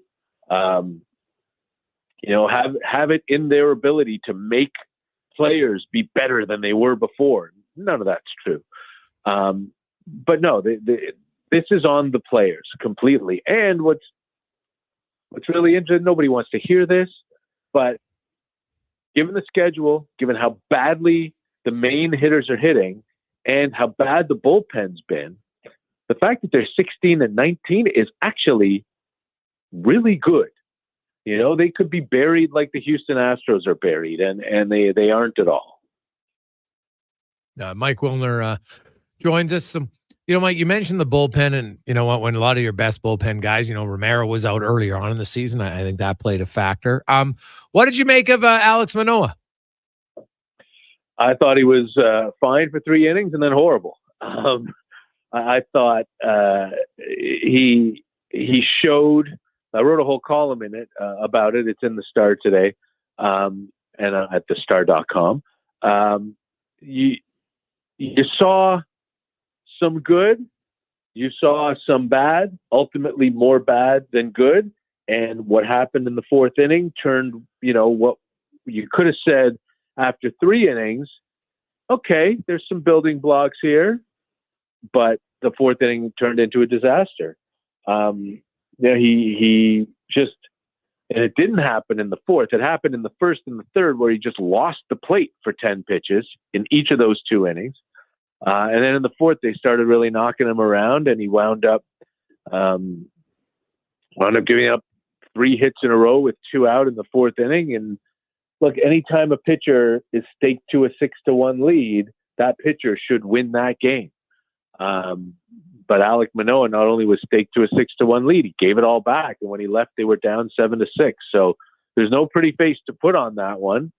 But again, people suggest they rushed him back or he wasn't ready. He was coming off an incredible start at AAA. So you want to get players up when they're going well, A. But 2, let's remember, too, he was the 5th option as the 5th starter. And that's what they're down to. Rodriguez is hurt. Francis is hurt. Espino wasn't pitching well. Tiedeman's hurt. So you're talking about your 9th starter right now, and that's what you get. Yeah. So how do things change for the Jays? Do you think they bounce back here? Is it just they got to get through to Victoria Day and try to stay 500 the rest of the way in those games leading up to it, and then go on a run against some of the bottom teams? What do you see happening? What do you think needs to happen? Got to start playing better, plain and simple. I mean, that's really all that it comes down to. You have to start playing better. You have to start hitting better. And there's no switch to flip. There's nothing that you can do. There's no magic formula that, a coach can say, or a manager can go into a clubhouse and flip a table. I mean, it doesn't work that way. You're dealing with grown-ups. And baseball is it's a sport of intricacy as opposed to winning with physicality like hockey or football, or there are no loose pucks in the corners in baseball, right? You get your turn to hit, they get their turn to hit. There's nothing you can do. You can't take the ball away. So really what it comes down to is they have to pitch better. Every game can't be 2-1 going into the 7th inning. You got to have a little bit of a cushion sometimes. Bassett has to pitch better. The relievers have to pitch better. Look, Eric Swanson gave up a 3-run homer in the 7th yesterday, and he gave up a 2-run homer in the 7th on Friday. Both those home runs broke ties and wound up being the game-winning home run. Eric Swanson had the second highest total of holds in the major leagues last year.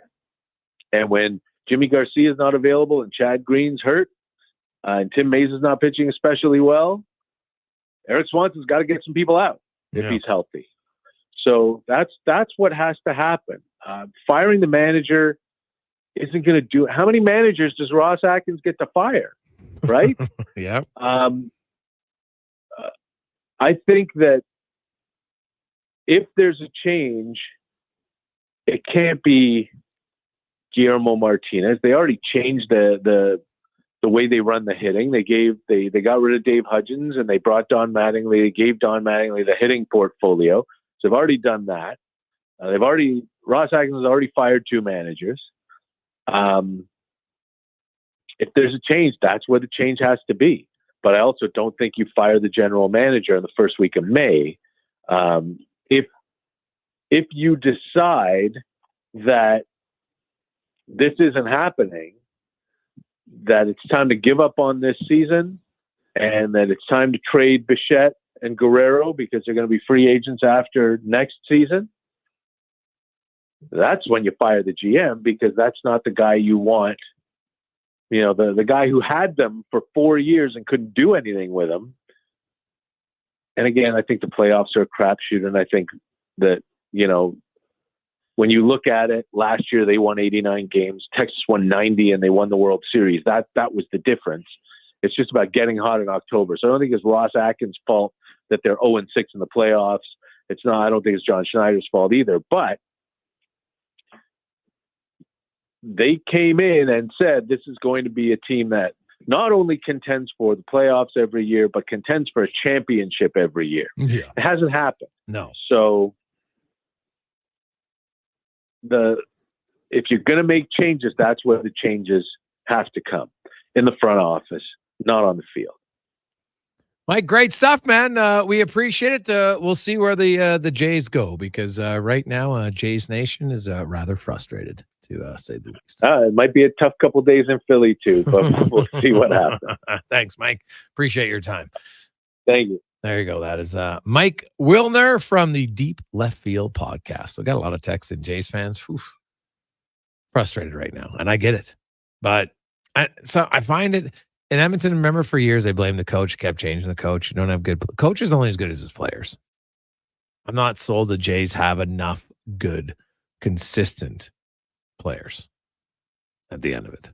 So to me, that's more management. They've talked big. Oh yeah, we're going to be competitive every year. No, you're not. Well, at least you haven't been. So we'll see if they can turn it around or not. But I think it's a big ask. Their bullpen's depleted due to injuries. And start hitting consistently, and I don't see how it's going to change. I don't know, I'm probably biased, but I don't know. Maybe play Schneider more. That would just be my one simple thing. When we return, it's our final week of Here Comes the Sun.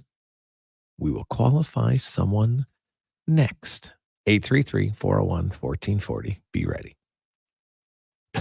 I'm Colin Livingston, president of Cantork. Since 2016, we've been at the forefront of hydraulic torque wrenches in Canada. I'm delighted to share our latest venture, in-house production for quicker turnaround, superior quality, and heightened versatility. Experience excellence at cantork.com. Wow, get ready for a silly hockey fans. Your partner in power just skated onto the ice. EWEL.ca, the new e-commerce website for electrical wholesalers Edmonton, is ready for the power play 24/7, 365. UL skates to where the puck will be in 5 years. Now that's forward thinking. Killer selection, slamming products from the best brands, and legendary service. Don't sit on the bench. Get your account today at EWEL.ca and win that project. Plug into your partner in power. Get an EWEL.ca account today. Full service provider of heavy haul transportation and rigging at the highest level. Next Gen Transportation.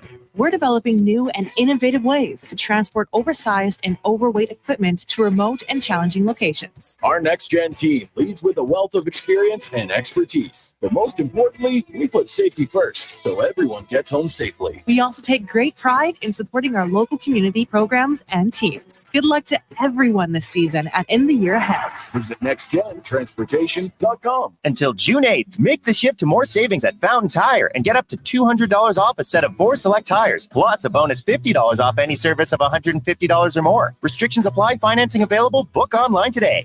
I can tell by the look on your face you're thinking about it. Sports 1440 has added another player to our lineup. Tonight, from 6 to 9, check out Turn Sports with your host, Navin Romerick. Edmonton's exclusive home of sports talk is now rolling 24 hours a day, 7 days a week. Hey Edmonton, ready to power up your projects with unbeatable strength and efficiency? Step into Edmonton Kubota, where our massive inventory meets all your needs. From rugged tractors and loaders to nimble mowers and utility vehicles, we've got the machines that work as hard as you do. And guess what? This month, we're rolling out exclusive deals that'll make your heart race faster than our engines. Drive down to Edmonton Kubota or visit EdmontonKubota.com to discover how we can boost your efficiency, productivity, and fun. Edmonton Kubota, powering your passion with every turn of the key. Christensen Communities, the name in active adult living. Enjoy retirement living without compromise. At Christensen, we understand that each lifestyle is unique. We are committed to providing choice through optional dining, personal services, recreation programs, and care plans to suit your current and future needs. Enjoy maintenance-free living and build new friendships in a safe, independent community. Large suites with full kitchens and in-suite laundry, on-site amenities, and so much more. Find out more today about our communities across the province at cdlhomes.com.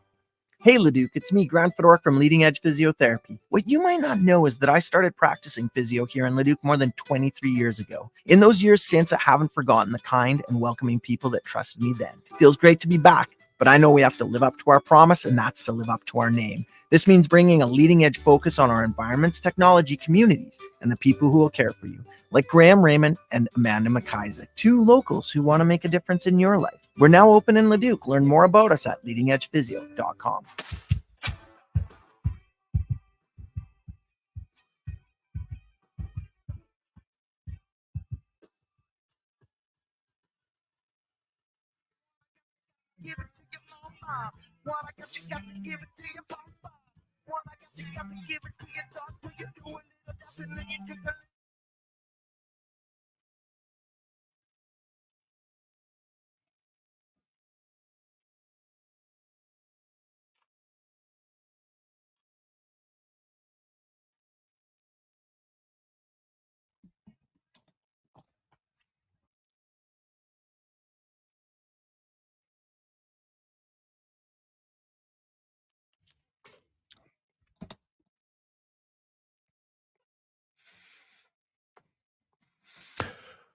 $3:50 Monday afternoon. Welcome back. Jason Gregor, Connor Halley. We got Andy Petrillo coming up. Kevin Woodley. We're going to get the Woodley scouting report.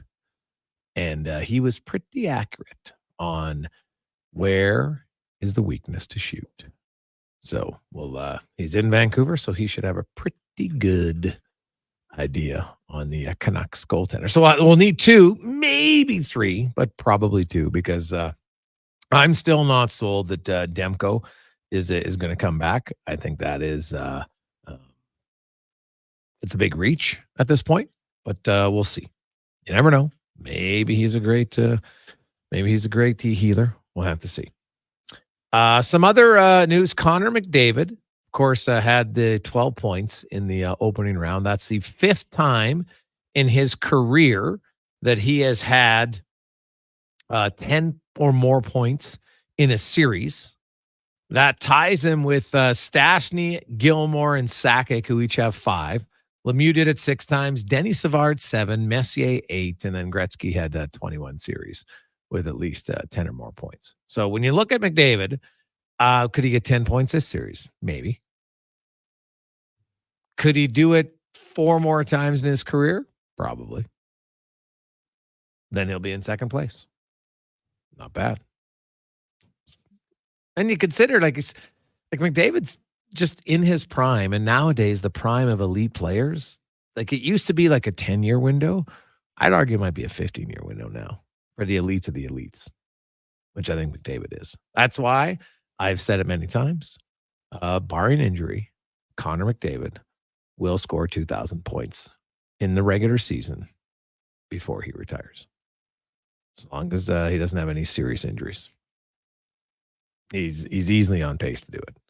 And he's definitely got the skill to do it.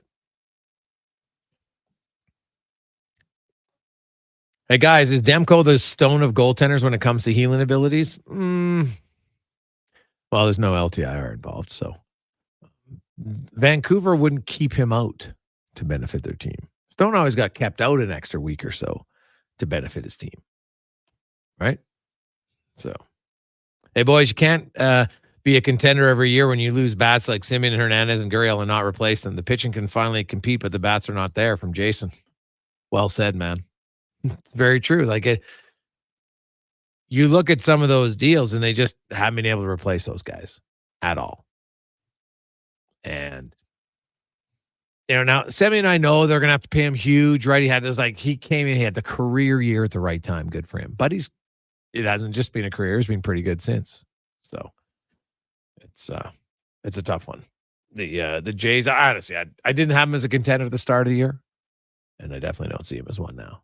I think I picked them to win like 83 games, so just slightly above 500. They're 16 and 19. They've had a pretty tough schedule, so I could easily see them getting back there, but not sure they'll get much better.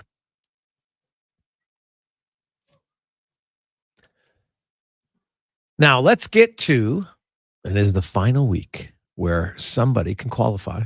Maybe it's you today. And here comes the sun. One of the biggest packages we've ever given away in the show. A $15,000 solar package for your home, or you can gift it to someone. It includes the site assessment. It includes the structural engineer and permitting costs, as well as the supply and installation of a solar system for your home. Now, there's a few things. You have to be a homeowner. Obviously, we don't want to do this on a rental. You need to reside 50 kilometers in the Edmonton area, right? 50 kilometers east, north, south, west. You have tin shingles, all good. The tin roofs, so no shingles.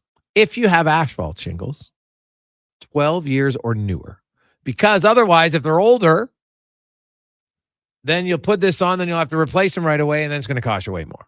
So not only are they going to save you money by installing it, and then all the money you will save by having the solar, they also don't want to have you in a way extra cost of doing your shingles in the next few years and having to take this off. So it's a win-win. So 833-401-1440 is the text number today. You can text in with somebody that you want to gift it to, that you know could use it. Maybe, you know what, single dads. There's a lot of single dads out there. I don't think they get the love and attention that they deserve. Right? Single moms, same thing, sure. But there's a lot of single dads out there doing a great job. May not get talked about as much, so kudos to you, gents. Maybe you know somebody who's just going through a real hard time, real tough financial situation, could really benefit from getting this, but also the long-term savings. So 833-401-1440, your name and somebody that you would want to donate it to. And we will put it in the trusty spin machine, and then Connor will spit out a winner. 833-401-1440. We always give you about 5 minutes to get those in. Also, today I do want to ask people, did you see, Cons, did you watch any of the Tom Brady roast last night on Netflix? I didn't even know that was happening until midway through, and then I told myself, I'll sit down and watch it start to finish. So no, I did not. But I love roasts, and I saw the clip of Tom Brady telling Jeff Ross to not talk about a certain topic. That fired me up. Yeah, you're not bigger than the roast, Tom. Shut up. Yeah, that is very true. It didn't really take away from it at all. I thought, now I didn't get through it all because I started watching around 9:30. It's like 3-hour roast. No joke. But Nikki Glazer's on early. Oh my God, is she funny? Right. Jeff Ross had some really good ones, and it's a roast, right? Having been part of roasts for Struds and others, I'm like, if you're going to be offended, don't watch. That's all I'll say. I'm sorry, but nothing's offside. Yes, they made Hernandez jokes. It's a roast. All right. I did see Eli Manning's tweet today. Eli Manning's pretty funny, right? And so there can be lots of roasts that not everyone has to be swearing or whatever. Like some of the best ones are very witty. And Eli Manning had one on social media today that I thought was quite comical. I thought about attending the roast of Tom Brady, but I did not want to roast him for a third time. Right? Succinct, quick, to the point. And guess what? Even Patriots fans, they could be, but nothing. But nothing. He beat your perfect season. He beat you twice. End of discussion.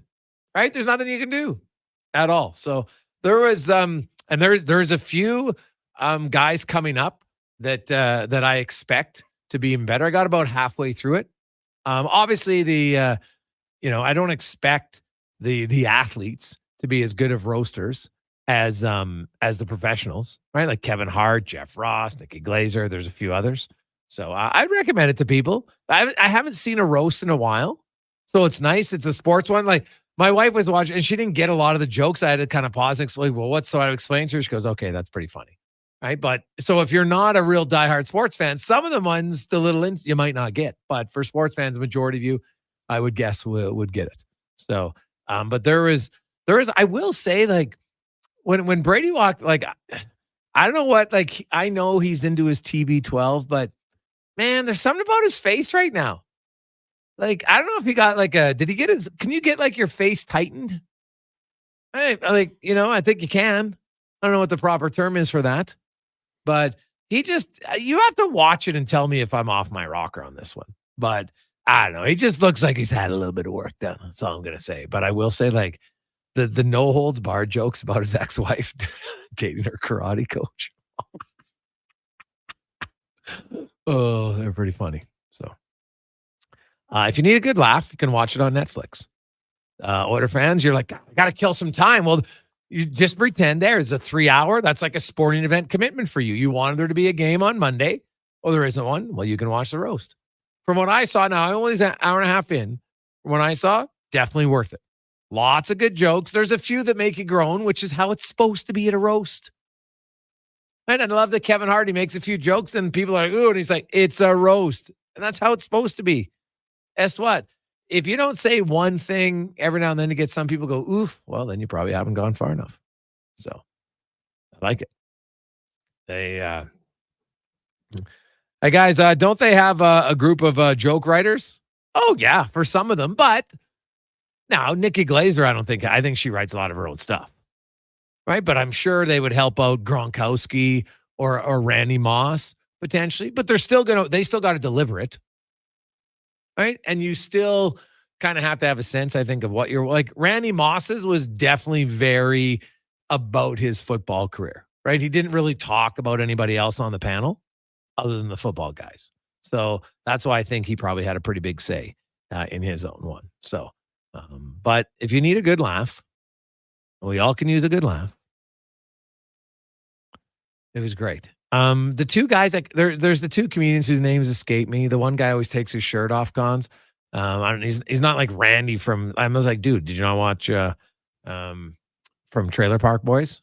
You know how he always had his shirt off, but this comedian guy doesn't. His name escapes me right now. I don't know who it is. Anyway, I guess they always work together in tandem. For professionals, I kind of thought they'd be better, if I'll be honest. Bert Kreischer, was that it? Yes. Kreischer? Yes. He had the movie about a story he had. I think he's got the podcast as well, but yeah, he's kind of dropped off. Tom Segura is pretty funny, though. Yeah, that's the other guy. Yeah, they were together. And they did have one part that was pretty funny, but some of the other parts I was kind of like, not feeling as much. Now, maybe it's because I'm like Nikki Glaser might be one of the best roasters out there. Like, oh my, and her delivery is unbelievable. I'm telling you, I'll dare you not to laugh at her part of it. So in the early ones, she used to get roasted. Like they went at her hard, and then she would just fire back at them. Yeah. Yeah, No, I've watched lots of them, man. I watched lots of them, so it's good. I like watching the roast. Sometimes you just need to, it's like Ricky Gervais, the old stand up every now and then. And hey, speaking of comedy, we have some tickets to give away. I saw old Jimmy Carr in the crowd last night at the roast. He wasn't on stage, at least the part I saw, but he was there. Lots of the comedians were there. And Jimmy Carr and Jim Jeffries are coming to Edmonton on September 8th. We got some tickets. Great seats to give away, courtesy of Outback Presents. So that's coming up in the 5 o'clock hour today, so you don't want to miss it. We'll take a quick break. We'll come back with our contestant and qualifier today for Here Comes the Sun, brought to you by Action Electrical. But first, let's get to the Con Man Sports 1440 update, brought to you by Fountain Tire. Being on the road together means getting a great deal on tires, where you can save up to $200 on select tires, including Goodyear, up until June 8th. Right now, for more details, go to fountaintire.com. This is the Sports 1440 update. Just one game on the ice tonight in the Stanley Cup playoffs. Got the Panthers and Bruins meeting down in Sunrise just after 6, game 1 of their best of 7. Some news off the ice. The Ottawa Senators finalizing the details to hire Travis Green as their next head coach. Green was the interim head coach of the New Jersey Devils this season after the team parted ways with Lindy Ruff, going 8-12-1 in the role. And Winnipeg Jets head coach Rick Bowness announcing his retirement today after spending the last 2 seasons in Winnipeg. He was a finalist for the Jack Adams Award this season. On the court tonight, you got the Pacers in New York taking on the Knicks. That'll get going just after 5:30. That's game 1 of their best of 7 series. Then at 8 o'clock, it's game 2 as the Nuggets take on the Timberwolves. Minnesota leading 1-0. Major League Baseball, 1 game underway right now. Phillies lead the Giants 5-1. That's in the bottom of the 7th. Later today, Tigers take on the Guardians. Pirates host the Angels. Brewers in Kansas City. Cubbies host the Padres. The Mariners are in Minnesota. Athletics taking on the Rangers, and the Marlins in Los Angeles. WHL tonight, you've got Portland in PG taking on the Cougars. The Winterhawks the chance to wrap up this series, leading 3-2. And from the NFL, the New England Patriots have informed Canadian quarterback Nathan Rourke that he will be waived. That leaves the team with 4 quarterbacks on their roster: Jacoby Brissett, Drake May, Bailey Zappi, and Joe Milton, all under contract. Coming up in hour 3 of the Jason Gregor Show, we will be joined by Oilers Nation's Wanye Gretz, as well as Andy Petrillo from CBC Sports, plus another edition of 5 Questions. I'm Connor Halley. This has been a Sports 1440 update. Sports 1440, Stingray radio station. CKJR broadcasts from West Edmonton Mall and Wetaskiwin. Download the free Stingray music app and listen wherever you go. Try the new extra-large New York-style crispy pepperoni pizza only from Papa John's. Get you some of that crispy, curly, cuppy pepperoni on top of an extra-large New York-style crust pizza with creamy tomato sauce and a 3-cheese blend. This ain't around forever, so walk fast like you're in NYC and order one now. The extra-large New York-style crispy pepperoni pizza for just $22.99, only at Papa John's. Better ingredients, better pizza, better get you some. Silent Rides is one of Alberta's premier bus charter companies with state-of-the-art motor coaches. We provide our customers with the safest and most reliable ground transportation. Our seatbelt-equipped buses have become the preferred carrier for many local sports teams, tours, corporate outings, and other various travel across Western Canada. For more information and to request a quote, contact Ted Nakamura at 780-940-0880 or visit silentrides.ca. Ennio and Jason are friends. Hey, buddy. What's up, buddy? Except when they talk hockey. Mm-hmm. Edmonton had those first overall picks, and they still can't win. Yeah, but we still beat you. Battle of Alberta champs, baby. But ask them who makes the best beef jerky in Alberta, and they'll tell you. We'll Hawk beef jerky. It might be the only thing Alberta hockey fans can agree on. Pick up some Wilhock beef Some people jerky go, today "Ooh, in well, Leduc, Spruce Grove, and West Edmonton Mall. The Bricks tent sale is here. Well, with up to oof. Well, then you 60% probably off clearance items. haven't got- Now until Monday. Shop 5-day deals Well, then like desks for $79. Sofas Well, then starting you- at $4.99. Well, and then you blow-up probably haven't TV got- and appliances. Some exclusions apply. See in-store for details. The Brick is saving you more. There's still time to book your tournament at the Ranch Golf and Country Club. As one of Alberta's top tourney courses, the Ranch makes hosting fun and easy for any group or business. No matter how unique or unusual, they'll accommodate your vision for an event no one will soon forget. Start planning your tournament today at their beautifully landscaped course on the outskirts of West Edmonton. On-site event coordinators are here to help, but hurry, availability is limited and booking fast. Visit theranchgolf.com. As a business owner, you know that good business is based on good relationships. So imagine, how would you feel if your commercial insurance was driven by people, not products? At High Street Insurance, we've been serving Canadian businesses like yours for 10 years. People, taking care of people. We take the time to learn about your business so we can ensure that your insurance coverage is finely tuned to the nuances of your commercial situation. Good protection starts with understanding you. Reach out to us today at highstreetinsurance.com. We're Johnson. Hi, it's Dennis from Weiss Johnson, and soon we'll be back to those sweaty, sweltering, sleepless summer nights. Unless you're enjoying the cool comfort of a new Goodman air conditioner installed by the pros from Weiss Johnson. Beat the heat and the rush. We're already getting calls for Goodman AC installs, so why suffer? Why sleep in the basement? Not a chance. Get your best quote on a Goodman air conditioner with no misleading information or offers. Visit wjcools.com today. The Bricks tent sale is here with up to 60% off clearance items. Now until Monday, shop 5-day deals, like a 5-piece queen bedroom set for $7.99 or a mattress for just $149. Some exclusions apply. See in-store for details. The Bricks, saving you more. The playoffs are wild. We all know that. And this year, Play Alberta is making it even wilder. Make a deposit with promo code Gregor50 to snag a $50 free sports bet with your next deposit. Get ready for unbeatable promotions throughout the playoffs with 10+ odds boost on every Oilers playoff game. Score a chance to win a pair of lower bowl or even exclusive sweet tickets for an Oilers playoff game just by making a bet on an Oilers playoff game at playalberta.ca. Bonus terms and conditions apply. Turn the music up in the headphones. Tim, you can go and brush your shoulder off. I got you. Yeah. If you feeling like a pimp, then go and brush your shoulders off. Ladies and pimps too, go and brush your shoulders off.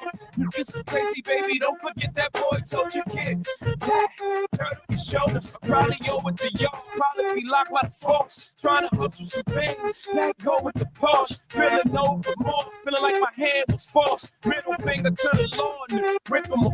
Said the ladies, they love me. From the bleachers, they screaming. All the ballers is bouncing. They like the way I be leaning. All the rappers be hating. Off the track that I'm making. But all the hustlers, they love it. Just to see one of us making. Came from the bottom to the top of the pot.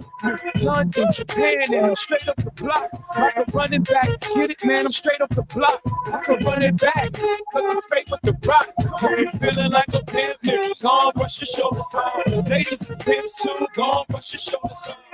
This is crazy, baby, don't forget that boy told you, kid. Turn up your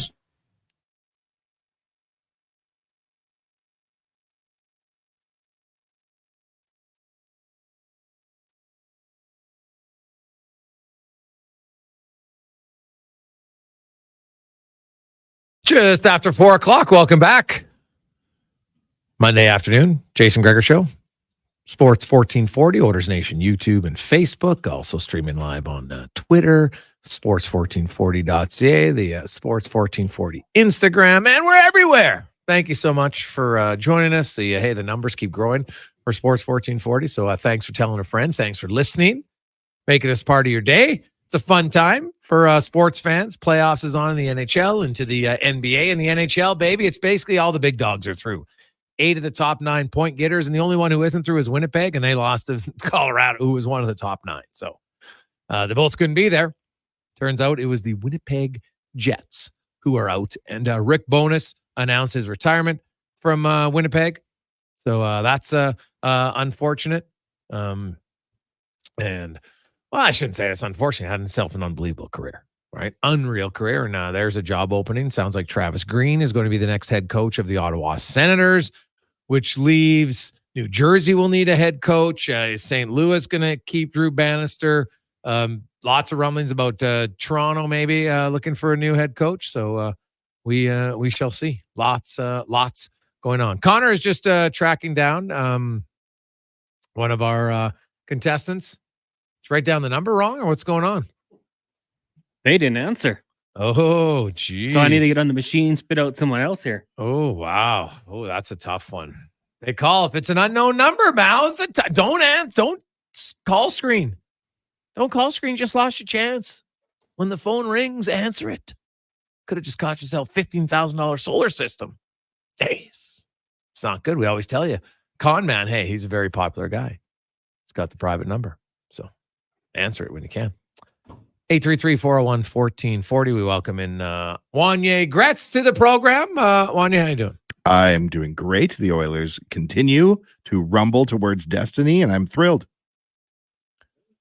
Now, we're going to get to our winner here. If there was ever a time to have you on the show to talk about something that, because for those who don't know, obviously he's a big sports fan stuff, but might be a bigger rap fan than sports fan. Like realistically, if I had to tell you, like, what do you care about more? It might be rap. I care about the Oilers most, but general sports versus hip hop and rap, I would say I like music more. Yeah. No. Okay. Well, we're going to get to the beast. Is it something the NHL should consider? That's what we'll tie it into. But let's get to our contestant today in Here Comes the Sun, brought to you by Action Electrical. Adam, you have qualified. You could be winning a solar system valued at up to $15,000. Who would you be gifting it to? Definitely have to gift it to my mom for sure. Your mother. Oh, well, that's not bad. Yeah. Not bad. All right. What are you expecting? Oilers in Vancouver? I don't know. I'm feeling pretty confident. I'm gonna say Oilers in 6. Oilers in 6. All right. Yeah. Did you expect them to beat LA? I did. Yeah. I didn't know if it'd be in 5, but I definitely I thought they'd take LA for sure. All right. Well, good luck. Stay on the line. Connor will get your information. There's one more step you have to do to qualify officially. It's through an email. It's very simple.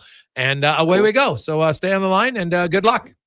All right. Take care, guys. Thanks. There you go. It's that easy. So we have 4 more days to qualify for help. Here Comes the Sun. And somebody's going to walk away. We'll do the draw next Friday, the 17th of May. And somebody's going to win a solar system valued up to $15,000. So yes, now we'll get to the sports, but there's this big kind of, for those of you, because trust me, I'm not in on the rap battles, like the diss game. I'm sure I'm not even using the proper vernacular right now. But Lamar and Drake are like releasing songs that are going, and it's basically just dissing one another. Is this like a live rebuttal of a roast to each other, essentially? They say it's rap civil war, Gregor. It's kicked off. And it's Drake and it's Kendrick Lamar, and they're throwing songs at each other, and the views are high and the attention's high. And is this real beef? Because they say beef sells records. Oh, yes. Or is this fake beef? Which still sells records. Designed to sell records. Mm-hmm. But as the songs have gone on and they've gotten a lot more personal and harsh about one another, you'd have a hard time thinking that a publicist would allow Drake to be having what's said about him said. So as it goes on, it looks a little bit more real. Or they're just very good at writing the script of because if you're Drake and you know what, so because I'll be honest, like I've heard, he slept with this guy's girlfriend or girl and that or that, and I'm just like, yeah, okay. He obviously knew he did it. He probably doesn't care that he did it. So is that really, that bad of a thing at the end of the day? You know what I mean? Like a lot of people maybe don't know what happened and they're like, ooh, but people just love the drama. At the end of the day, are they not going to buy their records? No, I don't think so. So it's probably brilliant. And so that's where I want to tie this into sports, is when I look and when you say that beef sells, I agree it does. 100%. And Edmonton and Vancouver have never really had a beef. I looked at it. They've only actually met in the playoffs twice, the last time in 1992. And that year, Vancouver finished first in the Smythe division. Edmonton finished third. They beat LA, then they beat the Canucks. The only other time they met was in 86, and the Oilers absolutely obliterated them. The Canucks weren't very good. There's only been 5 years where the Oilers and the Canucks both made the playoffs and finished within 5 points of one another. Only 5 times, right? Like 2001, 2006, and 2020, which was, of course, the shortened season due to COVID. It was in the bubble. Would both of them have actually made the playoffs if they finished the season? I have no idea. There was 11 games left. And now this year, and now they're finally meeting. And so I know that there's a small percentage of people that they yell at each other and they're lame racist insults like be smart, or you get some kid who looks like he's 12 and he's swearing and people are like, oh, it's a great representative of our fan base. No, it isn't. It's terrible that somebody thinks, hey, this is the video I want to release. Like, you're an adult and you release that, you're an idiot. I'm sorry. But nonetheless, there hasn't really been an on-ice rivalry. I believe this series could be the jump-off point, because I think the Canucks should be good for the future. The Oilers should be good here for at least the next few years, no question. And these teams might meet again in the playoffs. And I do think there's a chance that Edmonton, Vancouver will still be a little bit more animosity, a little bit more intense than Edmonton, LA. Like, really, Edmonton and LA, like, yeah, Doughty, you're old and stuff, but they're really, like, Kopitar's a really nice guy. You're just like, oh, geez, he plays nice. Like, you can't really hate him, right? Like, I never really got Oilers fans texting the show, God, I hate Kopitar, right? But I think Vancouver has some hateable players. And Edmonton, if they beat them, well, when you have McDavid and Draisaitl and you have elite players, the other fans don't like them. So I think there might be a little bit of a beef here. So my question would be, though, like Evander Kane, Connor Garland, maybe as Zadorov, like they need somebody to go Drake and Lamar on one another. I think so. I think when you think about the All-Star games, for example, like the NBA is taking a lot of criticism if they can't have a competitive All-Star game. I think it's a lack of beef, right? The best games aren't necessarily like the most talented players playing each other, but it's played with like a surge of emotion, right? Going through you. And I think you're right. This could kick off beef between the Canucks and the Oilers, and that'd be good for the game. Oh, I think it would be great for the game. What did you think when the Oilers met the Flames in the Battle of Alberta in the playoffs? Did that ignite the Battle of Alberta further? Well, I think it had started with Tkachuk Kassian, right? Like that was something. Then, of course, Mike Smith fighting Talbot. Like that just got it to a new level. And then, like, obviously for Edmonton, now Calgary fans would probably have a different viewpoint because they've only ever beat Edmonton once, right? And to make it a real rivalry, like Drew Doughty even said, he goes, well, it's not a rivalry. We've never beat them. Right? Like this version of LA hasn't beat the Oilers. And as much as it would suck for Edmonton, to be a real good rivalry would be Edmonton wins 1 year and in the next few years, Vancouver wins. Now you got a rivalry because both fans, because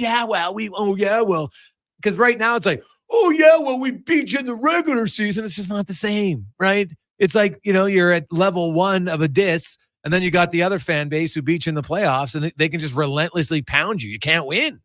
I think back to the days of the Oilers against the Stars and the Oilers against the Avalanche in the 90s. Think about the beef then. Like how many years in a row did they face those two teams? And the rivalry was almost more exciting than the playoffs itself. I don't think the 2024 Oilers have similar beef.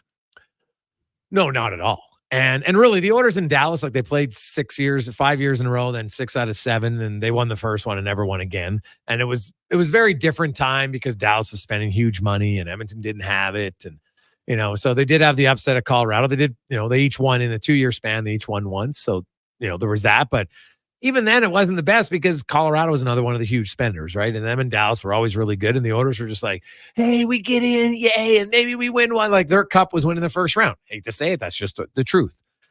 This feels like there's a chance it could be a little bit different, right? And then you got Vegas. So Edmonton now will have played Calgary, Vegas, LA, and Vancouver all in the last 3 years in the playoffs, all in their division. This is why there should be no crossover.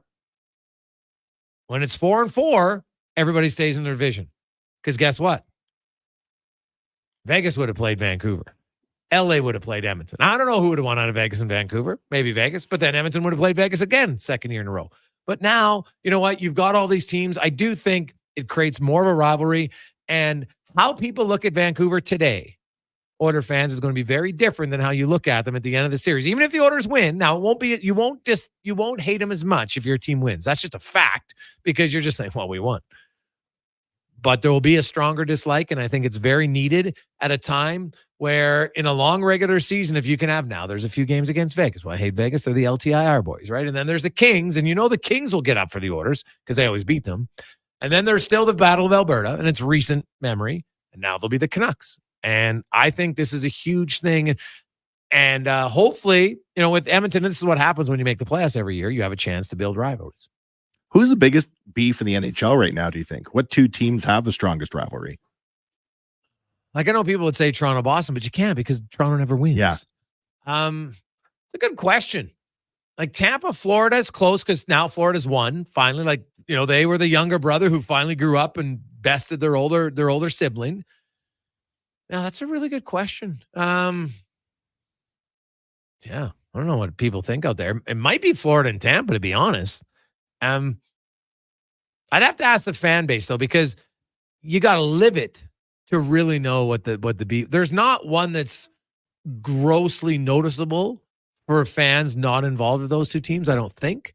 Right? Like, and there's not the days of like I know some people won't like to hear it, but the fact of the matter is when you had more fights, the rivalry seemed to mean more. It was more intense, and they're just like, oh my God, it just added to it. So, but that's a good question. I don't know what any of our listeners would think on who is the big. Florida Tampa would probably be my pick off the top of my head. I saw last night on YouTube a World Junior bench clearing brawl, I think from 1987. Oh yeah, the punch out at Piastani when they turned the lights off. You'd never seen that before? No. And like, I felt like I was watching gladiators fighting in the Roman Empire. Like I kept watching it. I kept thinking like, oh, they would never let this happen anymore. And like, what an incredible fight. Wow. And then they shut the lights off thinking that's going to stop it. And then I looked that up. And apparently back in the day, the Nordiques would fight with the Canadians and they would turn the lights off too. Like turning the lights off in the arena was like a playbook for what you do if things on the referees in that World Junior game left the ice. Oh, I know. Yeah. Which is. That's beef. That's or stupidity.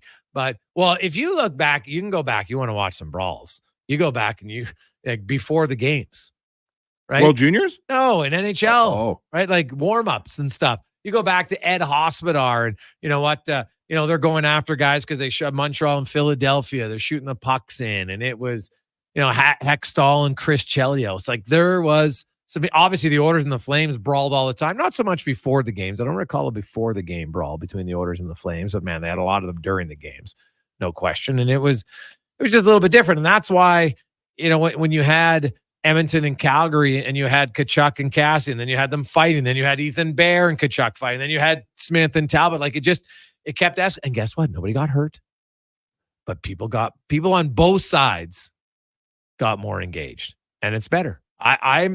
Beef sells. The rap industry knows what they're doing. I'm with you. I don't really buy that this is just fake stuff. I think are they going deeper and more personal on some of their thoughts? Probably, because now they got to amp it up, right? Like, and so what makes it stop? I guess that's the question. You know when beef left hockey, Gregor? When they stopped allowing smoking in the lower bowl. That's when all the beef went out of the game. Those olden day games, guys are stick fighting with each other. Have you seen them? I mean, you've seen them, but the old footage of the guys swinging sticks on each other, Ted Green in those days. Yeah, it's not good. Yeah, that was next level nuts. That's beef. Yeah, that was big beef. 833-401-1440. Devils Rangers from Sean. Yeah, it's pretty good, right? It's carried over, right? Because it was really good in the 90s and stuff. I like that. That's a Seinfeld beef he's thinking of. The Devils. The Devils. Classic. Part 24, quick break. We'll return. Gregor Show on Sports 1440, presented by PlayAlberta.ca. This spring, experience innovation on the road at Volvo Cars Edmonton.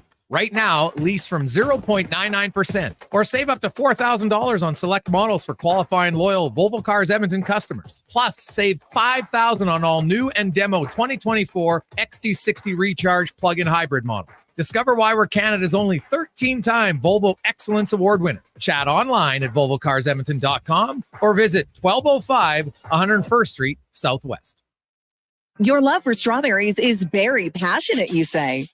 Just wait till you get your next taste of Booster Juice. The new strawberry blush smoothie made with strawberries, bananas, vanilla oat, and vanilla frozen yogurt will make you fall in love. And there's no tea like the Strawberry Serenity Teaser, a blend of strawberry juice, green tea, and honey. And for a tasty treat to pair perfectly with your berry obsession, the Strawberries and Cream Booster Ball has returned like your favorite dream. Visit a Booster Juice near you today or download the Booster Rewards app. A solid financial plan is made up of more than just investments. Investments are an important part, but you need a more comprehensive approach. Roger Weird at Weird Pearson Akel & Associates Private Wealth Management understands that. He can help build a plan that includes retirement, estate planning, personal insurance, tax strategies, and yes, investments. Talk to him today and see the difference a real financial plan makes. Weird Pearson Akel & Associates. Call 780-988-4119 or visit weirdadvisoryteam.com. 0% for 60 months. I'm not kidding. Where? Wolf GMC Buick. And it's GMC's Adventure Calls event. Pick out a new 2024 Sierra with finance rates as low as 0% for up to 60 months. If you're a Costco member, you get another $1,200 off purchase price on any 2024 in-stock Sierra. We're talking half tons, 3/4 tons, even 1 tons. If you'd rather an SUV, we've got low lease payments and an awesome selection on GMC Terrain. So get in today and get your adventure on. Wolf GMC Buick. We're making it easy. Wednesday, May 8th is McHappy Day, when every menu item purchased at McDonald's helps support families with sick children. So you can feel the good that comes from doing good, just from ordering. So if I order a Big Mac, I'm helping. Yup. What about a McFlurry? 10-piece chicken McNuggets and apple pie? You got it. Every single order helps. Join us at McDonald's for McHappy Day on Wednesday, May 8th. Do good, feel good. A portion of food and beverage sales will support RMHC chapters and local children's charities across Canada.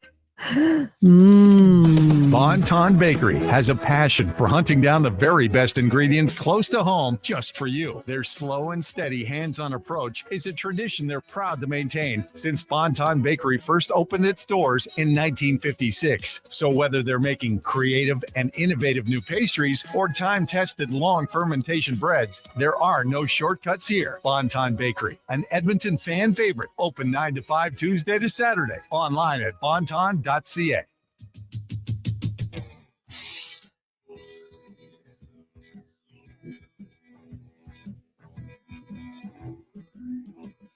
Roxy from the Roxy might turn some heads tonight.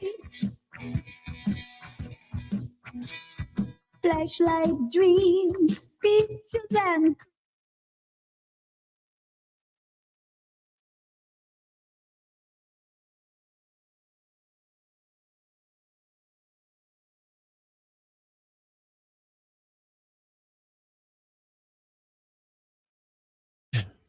Jason Gregor, Connor Halley with you on Sports 1440, Oilers Nation, YouTube and Facebook. Welcome back to the show. It's time for our big guest of the day, brought to you by the Female Super League, designed to elevate female youth hockey. The FSL will provide a platform for 12U and 14U players to develop and improve their skills. Learn more at femalesuperleague.com. As we are joined once again by Andy Petrillo from CBC Sports and One Soccer. And we'll get to all the soccer in a second, Andy. But no. I have to ask you, will there be significant changes this offseason in Toronto, or is it going to be here we go again? I really hope so, but I don't know if they're also going to be the changes we want to see. Like, I think a lot of people, I know I called for this even a couple years ago when it seemed like it was really dire, but now with expiring contracts, it's far more realistic. I'm like, the changes have to happen on the ice. I'm not saying that maybe you don't make a coaching change, but I also think that's the easy answer to a lot of things. It's just easier to change your coach than it is to change your players. But at the end of the day, it's pretty obvious the players don't get the job done. So, will Brendan, I haven't heard anything of Brendan Shanahan being in any kind of trouble. So I'm going to work under the assumption the Shana plan is still in effect, even though it's greatly flawed. But I wonder if Brendan Shanahan is going to have the you-know-whats to say goodbye to a Mitch Marner contract. That's kind of that's the thing. That's the big one that's going to happen. I think a lot of people, I'm pretty sure we even had this conversation a couple months ago, that if you're going to pick between two wingers in particular, William Nylander or Mitch Marner, who are you going with? Going with Willie, based on a lot of things that he's done and even what he's done in the playoffs more than anything. So, Jason, if the changes don't happen on the ice, then again, don't talk to me till next year. I know people say, well, they have to make the playoffs first. That's fine. But talk to me come playoff time, because I'm just done. I'm done with the regular season. Let's pat ourselves on the back for great things we did in the regular season. Well, congratulations. What does that mean? A big fat nothing. And here, I was going to give you a hot take. Sorry. Yeah, And yeah. I'm going to give you a hot take because I do believe in it. And I'm not just saying this because I'm speaking to an Edmonton market. I think a lot of people now, Toronto media do need to look themselves, in the mirror because, but here's the thing. We talk a lot about Edmonton better do something for Connor McDavid, or that's going to be a waste of time. Can you imagine such a talent like that's never really going to go far in the playoffs, never going to win a cup, blah, blah, blah. Do something. What a waste, Connor McDavid. Well, you know what? Got to do something. Or Austin Matthews. What a waste. What a waste if you can't surround that guy with better players, not bigger contracts, better players who can help him win. The guy almost scored 70 goals. The guy still showed up in the playoffs, then ended up getting ill, which, by the way, I had a stomach bug last week. If he had what I had, Lord have mercy on his soul. Like, the guy shows up, but that's the thing. If we're going to sit here and say Connor McDavid needs to be traded out of Edmonton because they're not putting the proper pieces around him, you're going to have to start having that same conversation. If you can't put the proper pieces around Austin Matthews, sorry. Got to look yourself in the mirror a little bit here because this is going to be a waste of a great player if they can't get past the first round. Yeah. It's still fresh, obviously, for Leaf fans, but is there any kind of consensus among the fan base of what needs to be done next, whether they're right or wrong? Is there a leading theory as to what needs to happen? Well, if you talk to some Leaf fans, they're going to say blow it all up. They want everybody. Samsonov, gone. Mitch Marner, gone. John Tavares. Like, even Tavares, they love Tavares. But here's the thing. They just hate the contracts. And I do think if they even bring JT back, it's going to be at a massive discount.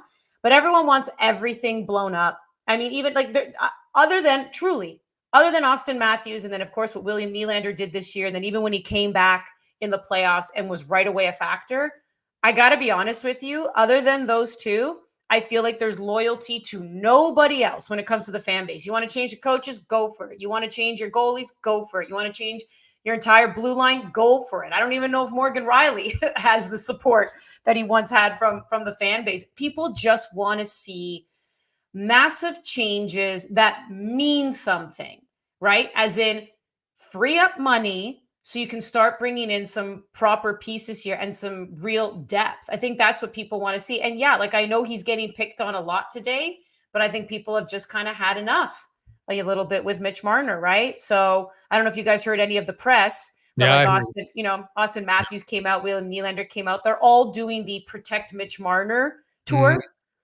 Yeah. But we love everything in the room, which is what you'd say, hey, we think we can win. This hurts. Yeah. There was nothing. There was not much accountability, blah, blah, blah. The coach, to me, you got to make the change there. It's, hey, if you want to change the player, I agree.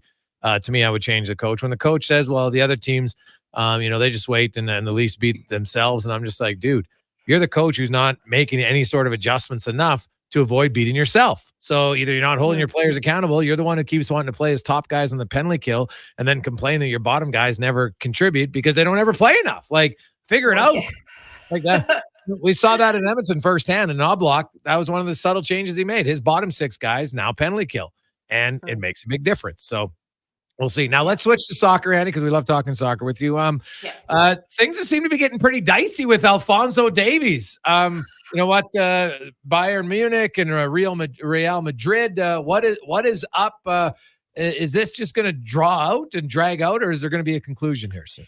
So, firstly, let me say I do think Real Madrid is still interested in Alphonso Davies, but what it's sounding more and more like now is that if they do bring him on board, which, by the way, it's still a very big if, that it'll be at the end of his contract 2025. A lot of us thought that it was going to happen this summer, but things are moving and shaking because Carlo Ancelotti, who is the head coach of Real Madrid for the longest time, he's been really high on Ferland Mendy, who is the left back already with Real Madrid. Even though the brass wasn't crazy about Mendy, Ancelotti loved him. And now it sounds like Ancelotti's been given the green light to re-sign the left back. And if that's the case, like that's the spot Alphonso Davies was supposed to take. So if you're going to extend the Frenchman, who's a high caliber player, you're probably going to, extend him for a good amount of money, which means you're going to play him. So all of a sudden you're like, oh, wait a second, that position that we thought Alphonso Davies was going to fill seems like it's not going to be empty to begin with. Well, in the meantime, and we had this conversation, I didn't like the way Alphonso Davies' agent was handling things. I didn't like how he was going public.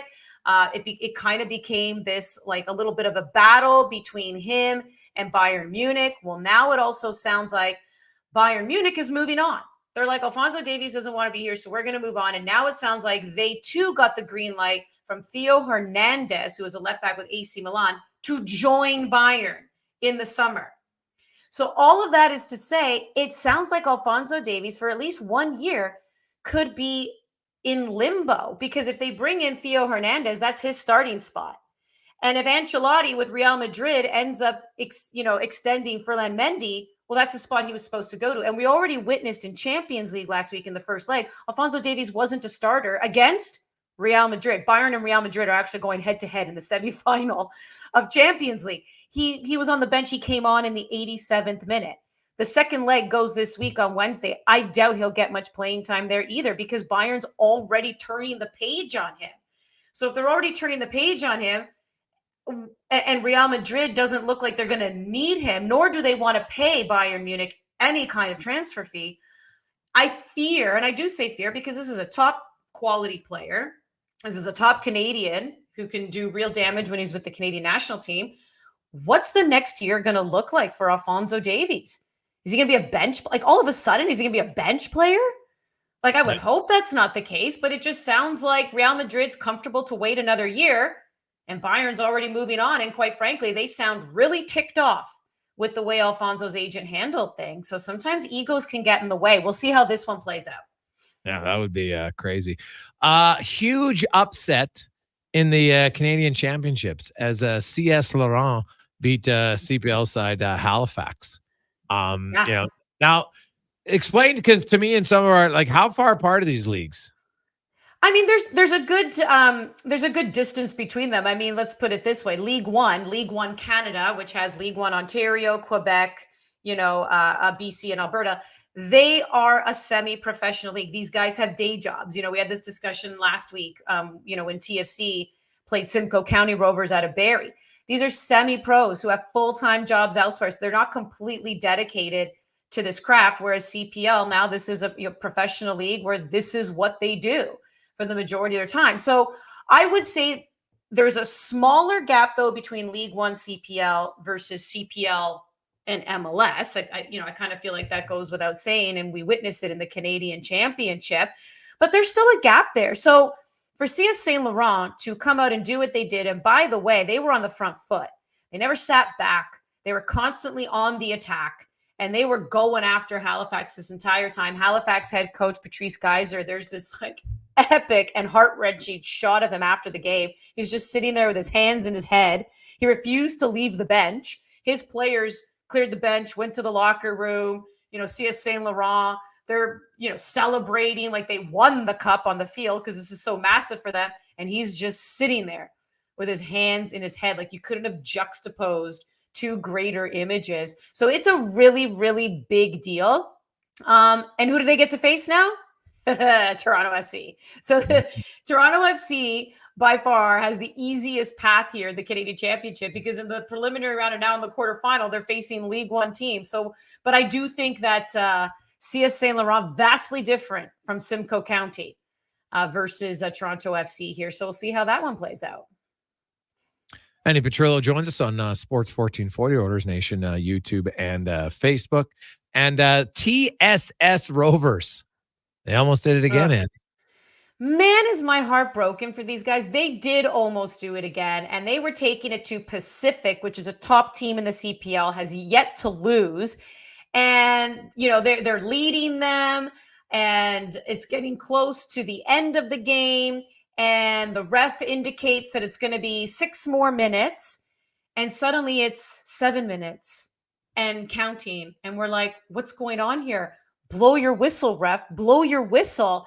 And I'm sure a player went down in extra time too, but it wasn't that long. And the fact that the ref tacked on over a minute, Pacific ends up scoring the tying goal in the 98th minute, goes to PKs. They end up winning it in PKs. It's heart-wrenching. TSS Rovers handle themselves with absolute class. Their head coach, he was asked about it in the presser, and he refused to throw any ref or anyone under the bus. He just said, listen, I tell my guys, you play to the final whistle, and this is what happens when you don't play the final whistle, but whatever. So he took it on the chin. And I said, I'll say it for him. Ref should have blown his whistle. That never should have gone. Like, that never should have allowed Pacific to tie it up. It never should have gone to pens. But again, it's TSS Rovers. And then, even CS St. Laurent, like, they're proving that this is why the Canadian Championship matters. This is why you want to see it grow. This is why you want to see more teams. They're also making a case, CS St. Laurent, like, hello, we over here in Quebec want a CPL team. Look at what we can do. So this is just fantastic for the entire soccer ecosystem in this country. Now, why doesn't Quebec have a team? I think right now it's just a matter of getting proper ownership. It's a matter of having a venue like that. That's always the big one, right? Like having the stadium, having the ownership. And now it's you know how it is. There's just a ton of market research, right? Like making sure, do you have the fan base? And if you do have the stadium, is it easily accessible for fans? Can they get there easily? Like, it's all this kind of stuff. So it takes a little bit more work. And even though we know that this year, the CPL status quo, same 8 teams as they had last year, we were told by the commissioner at the championship final last year that they had signed 16 NDAs. So it's like, okay, if 16, ownership, possible ownerships here are interested, I hope they're doing their research and speed things along, and maybe we'll have an announcement for next year. Andy, quickly, give me your thoughts on the final matchups coming up in the quarterfinal leg. Well, this is going to be really interesting, especially starting tomorrow. By the way, school day game between MLS side CF Montreal and Forge FC, 11 a.m. So players who typically like to have their chicken parm and pasta, they're going to be having eggs and bacon before this game. But that's going to be the 4th time Forge and Montreal meet in the Canadian Championship. Montreal has dismissed Forge. All 3 previous times. Forge is in absolute dynamic form. Could this be the year that they get rid of Montreal in the Canadian Championship? And then the other one, of course, is Cavalry and Vancouver Whitecaps. This is the 3rd time they're going to meet in the Canadian Championship. Cavalry beat them in 2019, the first CPL side to ever beat an MLS side in the Canadian Championship. And then a couple years later, Vancouver beat them, but it took penalties to do so. It's always been tight matchups. So this one should be really good. That one's going to kick off at 9 p.m. ET tomorrow. Awesome stuff, Andy. Really appreciate it. Thanks for your time. Thank you. Send a note to Sid Sixero. We're all waiting for his thoughts about Austin Matthews leaving town. We're waiting. And we all know he never holds back. No, he'll tell you that. Thanks, Andy. Appreciate it. Yeah. Never holds back except on that. Right? How many times? Oh, and that, honestly, I would never make a comment about that in a market that I don't cover, because it's easy to take pot shots. If you don't have the guts to say it about your own team that you cover, don't say it about other markets. And that's, to me, what's always come out of the big mouse in Toronto. Oh, look at Edmonton, they're ruining McDavid. Yeah. Don't hear them any saying they're ruining Matthews. Never once. Right? Why is that? They all know why it is. It's easy to take a pot shot from, but God forbid I'd want to say it there. Give me a break. Just like I said at the time, like the Oilers, they hadn't won in 4 years. So what? Ovechkin took 13 to win. There's no perfect path. Edmonton had to improve, no question, and they have, but they're still not at the cup. But at least they're winning rounds. At least they're competitive. And if they take care of business, as I think they should, they'll be in the conference final for the second time in 3 years. Will be a tough matchup, though. Make no mistake. Colorado, Dallas, that's going to be a battle. The Oilers, I think the Oilers, to do themselves a big favor, is to try to dispatch of Vancouver as quick as they can. I think they're a better team, but that doesn't mean that you'll win the series in a short period of time. You're going to have to earn it to do that. And if Edmonton does it, get a little bit of extra rest, that could be huge, because I think that I'd be surprised if the Dallas-Colorado series is a short series. We'll see. Come back with 5 questions and more on the Gregor Show, presented by PlayAlberta.ca. What's cracking at Cattail? Maybe you've got the next tiger on your hands. Cattail Crossing offers young golfers Operation 36, a program to improve their growing skill set with other golfers their age. To register, email proshop@cattailcrossing.ca. Hey, sports fans, we've got a clear choice for you. At Crystal Glass, we provide customers with the perfect glass for any job. From home to auto and even commercial, installation or repairs, we're your team. Call 310-GLASS or visit crystalglass.ca. Crystal Glass. Thinking of building a garden suite above your detached garage? For aging loved ones? Make a RAM elevator part of that plan. RAM Elevators and Lifts understands that an elevator is more than a mechanical device. It's accessibility and safety, and it's an easy addition that can be added in a space as small as 3.5 by 4 feet with standard 8-foot ceilings. North American made and rated as the best residential elevators by Forbes magazine. Grounded simplicity, elevated design. Click on trustram.com. I take possession of my commercial space in 3 months. I need lighting. I need a fire alarm. I need data. I need a generator. I need panels. Sounds like a job for the men and women of Action Electrical. Projects team reporting. We design, build, and construct all the electrical systems for your projects. Need everything to work right? Get the Action Electrical project team on your site. Facing an electrical menace? Call the men and women of Action. Operating throughout Alberta at actionelectrical.net. Legacy Heating and Cooling jingle auditions take one for Ryan Nugent-Hopkins and Zach Hyman. Are you ready, guys? We were born ready. Heck yes, Nuge. Drop the beat. Call Legacy. Call Legacy. We freaking killed it, Nuge. That's what I'm talking about, Zachary Martin Hyman. Nice guys. We're going to sell a Go. lot of air conditioners. Hey.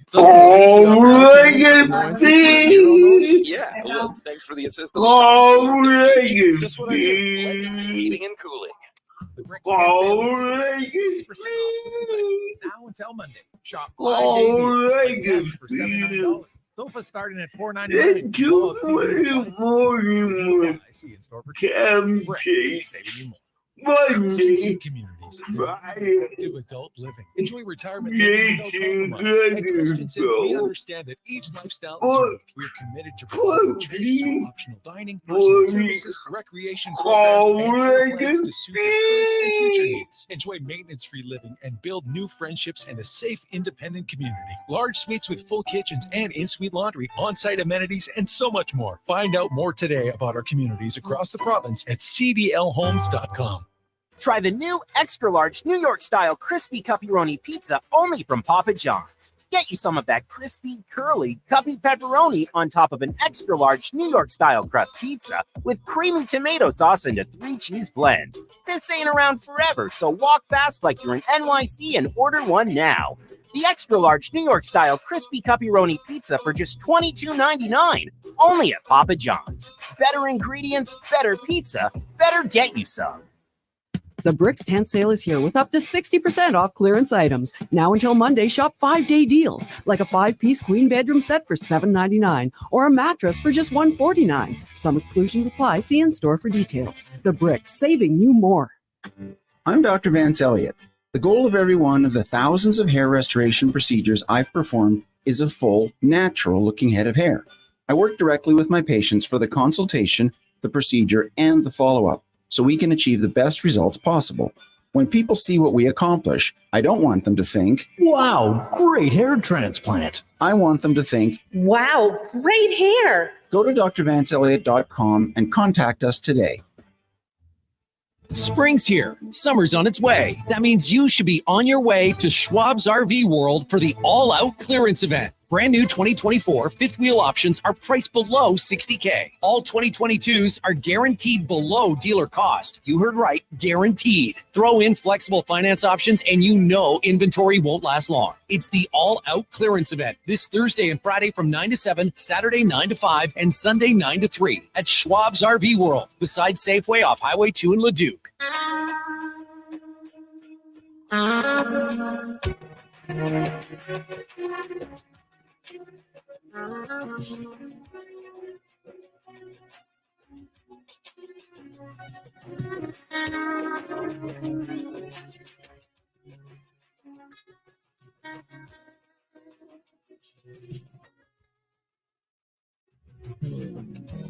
Nobody on the road, nobody on the beach.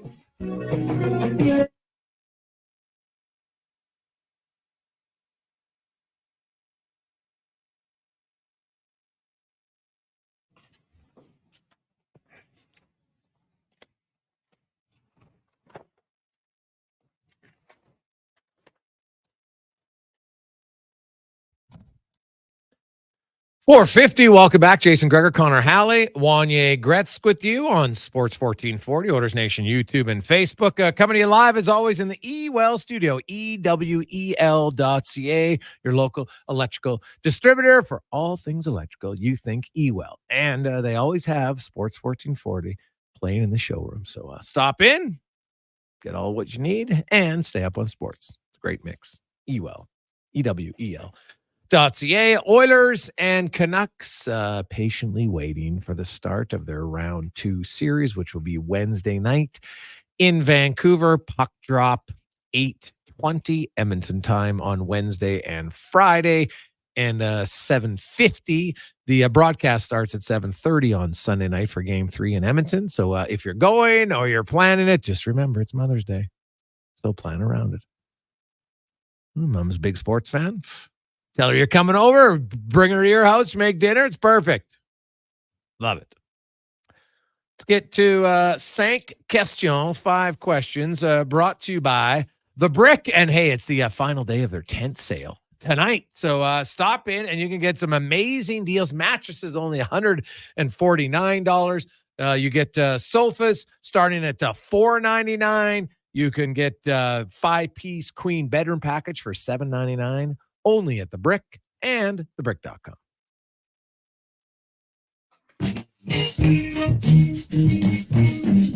It's time for 5 questions on the Jason Gregor Show. All right, guys, going into their first round series, Oilers and Canucks. So what do you think is one aspect of their game that the Oilers will benefit from? And flip side, same question with the Vancouver Canucks. I think the Oilers have big guns that can fire at will, Connor, and the Canucks have very little they can do about it. And as for something that's going to benefit the Canucks, I don't know what kind of game you're trying to play here, but nothing will benefit the Canucks in this series. They're in big trouble. What's going to benefit the Oilers, I believe, is that they have more playoff experience. And I think the deeper you go, that becomes more of an advantage for sure. I think the one thing that benefits the Canucks is, I will say, Rick Tocchet's ability to get them to buy into what he wants. And he's really changed. They were a run and gun team early on. They become more of a defensive minded team. Now we'll see what happens. If the Oilers get up a few goals, you can't just sit back. Right? It's impossible.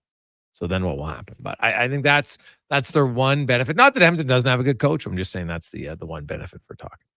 Question number 2, talking entire NHL. Who was the first round MVP? Well, that's a really good question. So you look at the teams, the Rangers and Hurricanes, they got by, but they had pretty good team effort. Honestly, if I have to go just in the first round, I'd probably go with Leon Draisaitl. They got done in 5, so you give your team some rest. He scored, he's got a lot of assists. He has points. He's had crucial faceoffs, takes big minutes, has a lot of defensive zone starts over offensive zone starts. So I would go him, followed closely by McKinnon. I would look to the top point getter, I think, in the playoffs so far. Little fellow by the name of Connor McDavid. Connor, don't know if you're familiar with the other Connor. Yep. Heck of a guy. I've heard of him. Question number 3, of the teams that were eliminated in the first round of the Stanley Cup playoffs, which fan base or team do you think deserves to be the most disappointed? Honestly, I would say Winnipeg, because they got absolutely smoked. Like they're the best defensive team all year long. Their goalie's a Vezina Trophy candidate. He's going to probably win the Vezina. And you gave up 5.6 goals per game. That series wasn't close. And I think it should have been a lot closer. So I'll say Winnipeg. I'd say Toronto. I just feel like even though they forced a game 7 and got it to go to OT, with them arguing on the bench with all the chaos that was going on, it almost seemed like anticlimactic that they forced game 7. So I would say the Leafs. That rolls perfectly into the next question. Winnipeg and Toronto both involved. Who do you think will be the bench boss of both of those teams next season? I liked what Biz said to Berube on the air, calling him out as the next coach. I'd go with my boy Biz on that one. And then in Winnipeg, I don't know. Maybe it's time for a new voice. Maybe it's time for a new coach in the NHL that no one's heard of so far. Craig Berube makes sense there. But I think Treliving and them, if I'm Toronto, I'm interviewing lots of coaches. Why? Because I want to get as much of a sense from different people as what they think and view as our organization. What's missing in our organization? Because don't just interview one, like interview Todd McClellan, interview Jay Woodcroft, interview Craig Berube, interview some young coach. Like I would go across the gamut for 7 or 8 coaches. You don't need to hire a coach tomorrow. You don't. They don't have a top pick. This isn't like, oh my God, we got to rush everything. You got a month. Use the month of May and interview quite a few different coaches because I think you want to glean as much information as you can about how others view your organization. Because sometimes you get blinded when you're on the inside. You need to take a step back. So that's what I would do there. Into Winnipeg, I'm going to say this. I would be very hesitant to promote Scott Arniel because I don't like assistant coaches getting the head coaching job. I just don't think it works. So I'd be very hesitant to do that if I was the Jets. I think Winnipeg needs a little bit of a younger. I would look at some guys in the American League potentially, right? Gruden and others. Todd Nelson, guys who have now Nelson's maybe even a little bit too old, but even guys like that. I just think I would be looking. I don't think Winnipeg needs a retread NHL coach. I would be looking at a little bit of a younger guy. Not that, because they went from Maurice, they've went from Bowness. Oh, I think you can have a younger coach. It's just going to be something different. He's going to have a different viewpoint, and that might help that team. Final question for you guys today. George Clooney turns 63 years old. In honor of him and his great career, do you have a favorite piece of work, movies, TVs, whatever you want to go with here? You could even go commercials. 63 years old. Good heavens. What year is this? Did the low-hanging fruit here, Gregor, is to say Ocean's 11. Obviously, that's some of his best work. I'm going to say my favorite was when he was on Roseanne and he was Jackie's boyfriend because it was pre-George Clooney. Really? He had a mullet George I didn't even know Clooney. he was on there. Didn't have his teeth fixed, George Clooney. Oh, okay. All right. Good one. I'm going to go with Oh Brother, Where Art Thou? Simply for the singing chops. I thought, and his love of his hair in that movie. I thought it was quite funny. So I would go with that one first. Obviously, the Ocean's 11 series was pretty good, but I'm going to go with that one. Cons? Like both of you, Ocean's 11 would probably be the easiest one. One of the first movies I ever saw in theater, The Perfect Storm. Oh, loaded yes. cast, like unreal cast in that one. Yeah. And honorable. Perfect Storm's true story, right? Yeah, I think so. Yeah. And then From Dusk Till Dawn as well for the Halloween time of the year. Mm-hmm. All right. Kind of a weird one, but got to watch it. Oh, there is a picture of that is Roseanne era George Clooney. Connor, I don't know if you're interested in sex symbols, but there's yes. So they went from that to ER. Yeah. Oh, okay. He looks like Uncle Jesse from here. Ooh. That hair. He does have a good coif there, yeah. Oh, all right. I didn't even know he was in that show. I forgot he was on ER. No, it's pretty main guy. I didn't ever watch it. Oh, yeah. Okay. Let's see. Hey, guys, who would want to coach the Leafs? Or why would anyone want to coach them? From Kurt. What do you mean, Kurt? So you're going to coach an original 6 team that spares no expense. There's a lot of things their organization does well. There's some that they don't do well, yes, but there's lots that they do well. You get treated by that, or like they cut no expenses. They do lots of little things for people in that organization. Now, can you argue that they have too many cooks in the kitchen in management? Fair argument. But coaching Toronto, having success in Toronto, are you kidding me? To me, if you love hockey, you'd want to coach there. Is there pressure? Sure. But don't embrace the pressure. Stop worrying about it. Stop caring about what the fans on social media or even what media people think. Honestly, I'm telling you, you can't care about what others think of you. In some instances, it's none of your business, right? It's none of your business to know what Jack in Clairview thinks of me. It's none of my business. I don't care, right? I shouldn't care. And I think the Leafs organization at times, they get too worried about, oh, well, how is this going to be received? You know what? Win. That's all they'll care about. Stop worrying about the descenders. Trust the people that want to complain about, because trust me, you could win 5 cups in a row and they'll still complain because that's what they are. That's what they do. And I think their organization spends too much time worrying about that stuff, right? And I think the organization at times has a very self-defeatist attitude of woe is us. Oh, well, we got lots of pressure here. And geez, not everybody likes us. Oh, man, it's hard. Like, what? Give me a break. There's lots of teams in lots of leagues who have lots of pressure in big markets, and they find ways to have success. So figure it out. Get the right people in place. But Kurt, if I was a head coach, first of all, they got some good players. It's not like you're a roster that's just void of talent. And if you're a good coach and you believe yourself, say, hey, I think I could help mold, because they've got some A-talent players. Right? I actually thought their defensive structure got a lot better this year. They added some size and beef and grittiness on their back end. Great. Now, could they use one high-octane guy? 100%. Morgan Riley's not a number one defenseman. Right? Could they use that? For sure. Hard to find. But yeah, I would disagree strongly. I think there's lots of people that want to coach that team. You know what the best thing about coaching the Leafs would be, Gregor? The really long off seasons. While all your peers are going deep, you get to leave probably by the end of the first. Yeah. Bring back Babcock, Cat Dad. Why would you bring back that guy? What has he done since winning on a stacked Detroit team? Honestly, what has he done?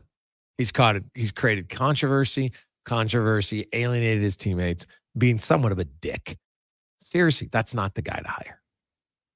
Let's get to Connor Halley and a Sports 1440 update brought to you by Booster Juice. And man, it's like it's strawberry month, but it isn't. But you like strawberries, you're going to love Booster Juice right now. And try the strawberry blush smoothie. You can sip it, blush and savor, as you will fall in love with this new flavor only at Booster Juice.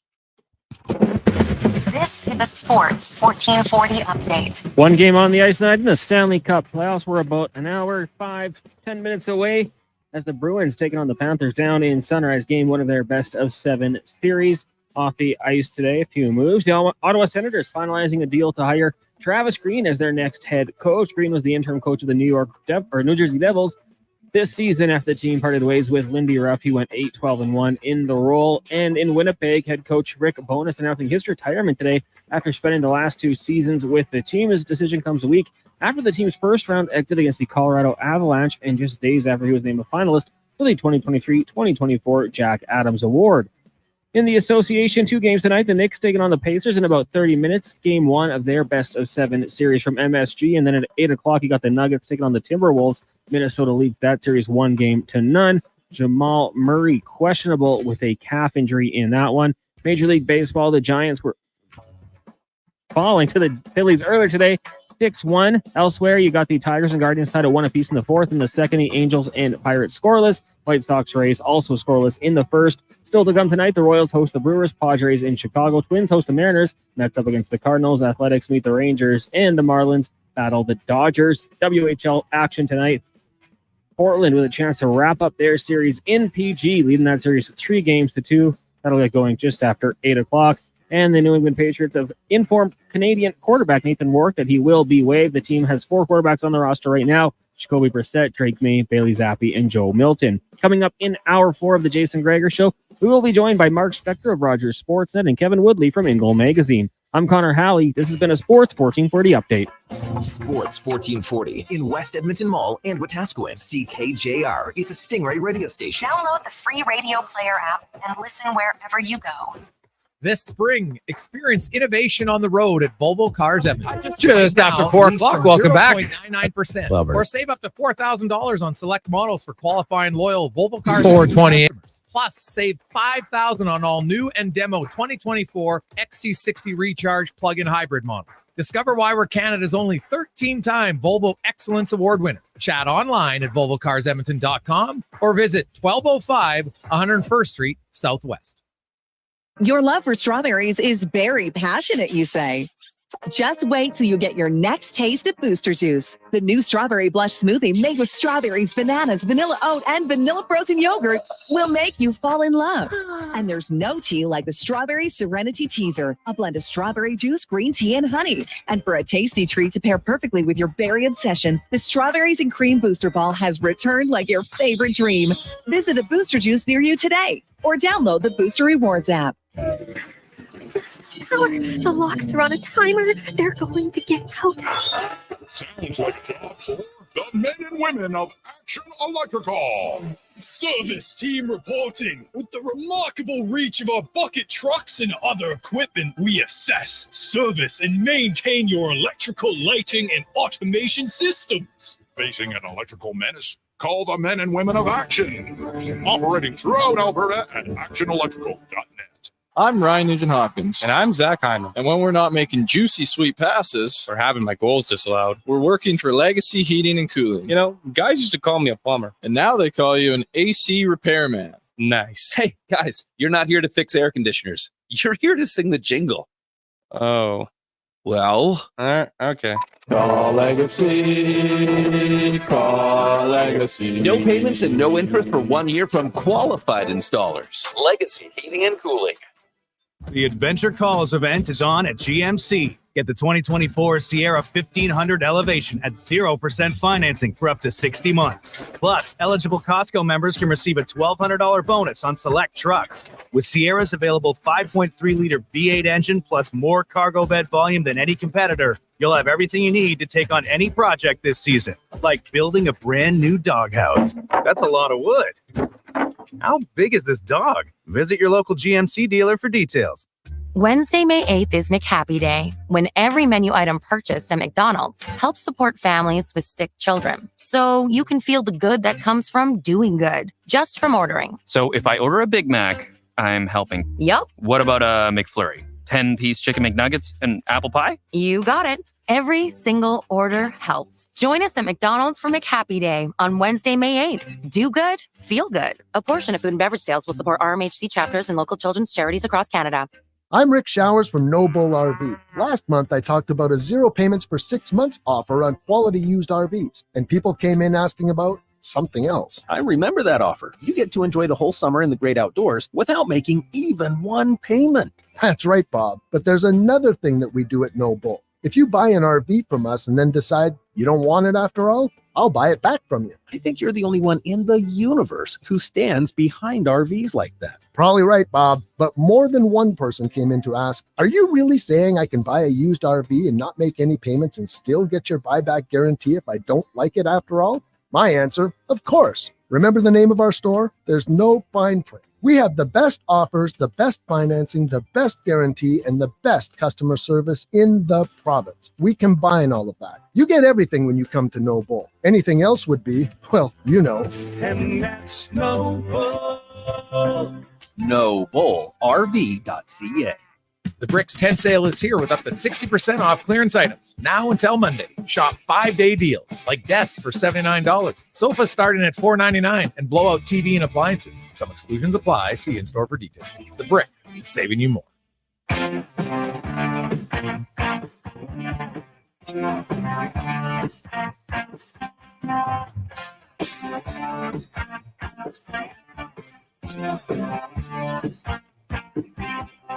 In your mood, come down as fast as a lightning, crossing the stage.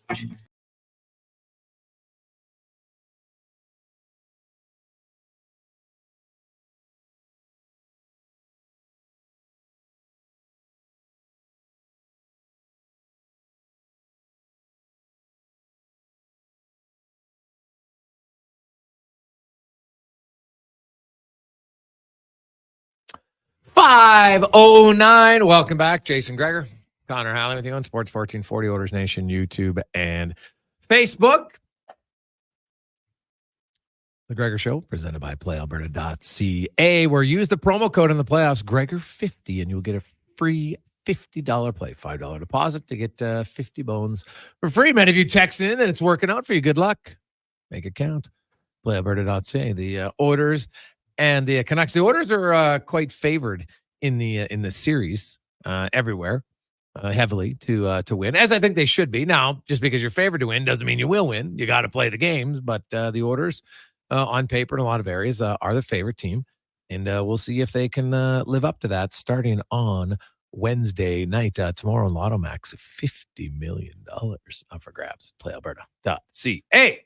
Jason Gregor, Wanye Gretz, Connor Halley with you. Coming up later on this hour, we got Kevin Woodley, and also your chance to win some tickets to go see Jimmy Carr and Jim Jeffries September 8th here in Edmonton at Rogers Place. Don't worry, it won't be rescheduled.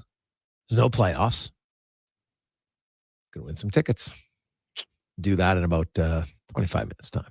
First, though, let's get to the Spec Report brought to you by GS Construction as they continue to roll on. And man, they just keep expanding. They got a lot of work. It is a busy time for them, and they are hiring. Go to Indeed.com and look up GS Construction. If you're top man, top woman, if you are a mainline operator, foreman, they got lots of jobs. If you're just starting out looking for a gig, they got those too at GS Construction on Indeed.com. As Mark Spector from Rogers Sportsnet joins us once again. And Spec, we are down to the Elite Eight. It's 8 of the top 9 teams in points. The only one who isn't in is Winnipeg, and that's because they lost to one of the teams who was in the top 8 in Colorado. So no real upsets in the opening round. A few game 7s that saw Boston win in overtime, Dallas win in the third period. I guess give me your thoughts on Vegas and the LTIR boys not being able to get it done. Yeah, you know what? I think I don't often point out something I said that was right because, frankly, I say few things that are right, Jason. But I recall you and me having the conversation that, I thought last year what Mark Stone did coming off back surgery and I think he was a better than a point per game player for 4 full rounds. I thought that was an incredible performance. And that's what made the LTIR thing work, right? He was the guy in LTIR. And he came back and he was one of their very best players in the playoffs.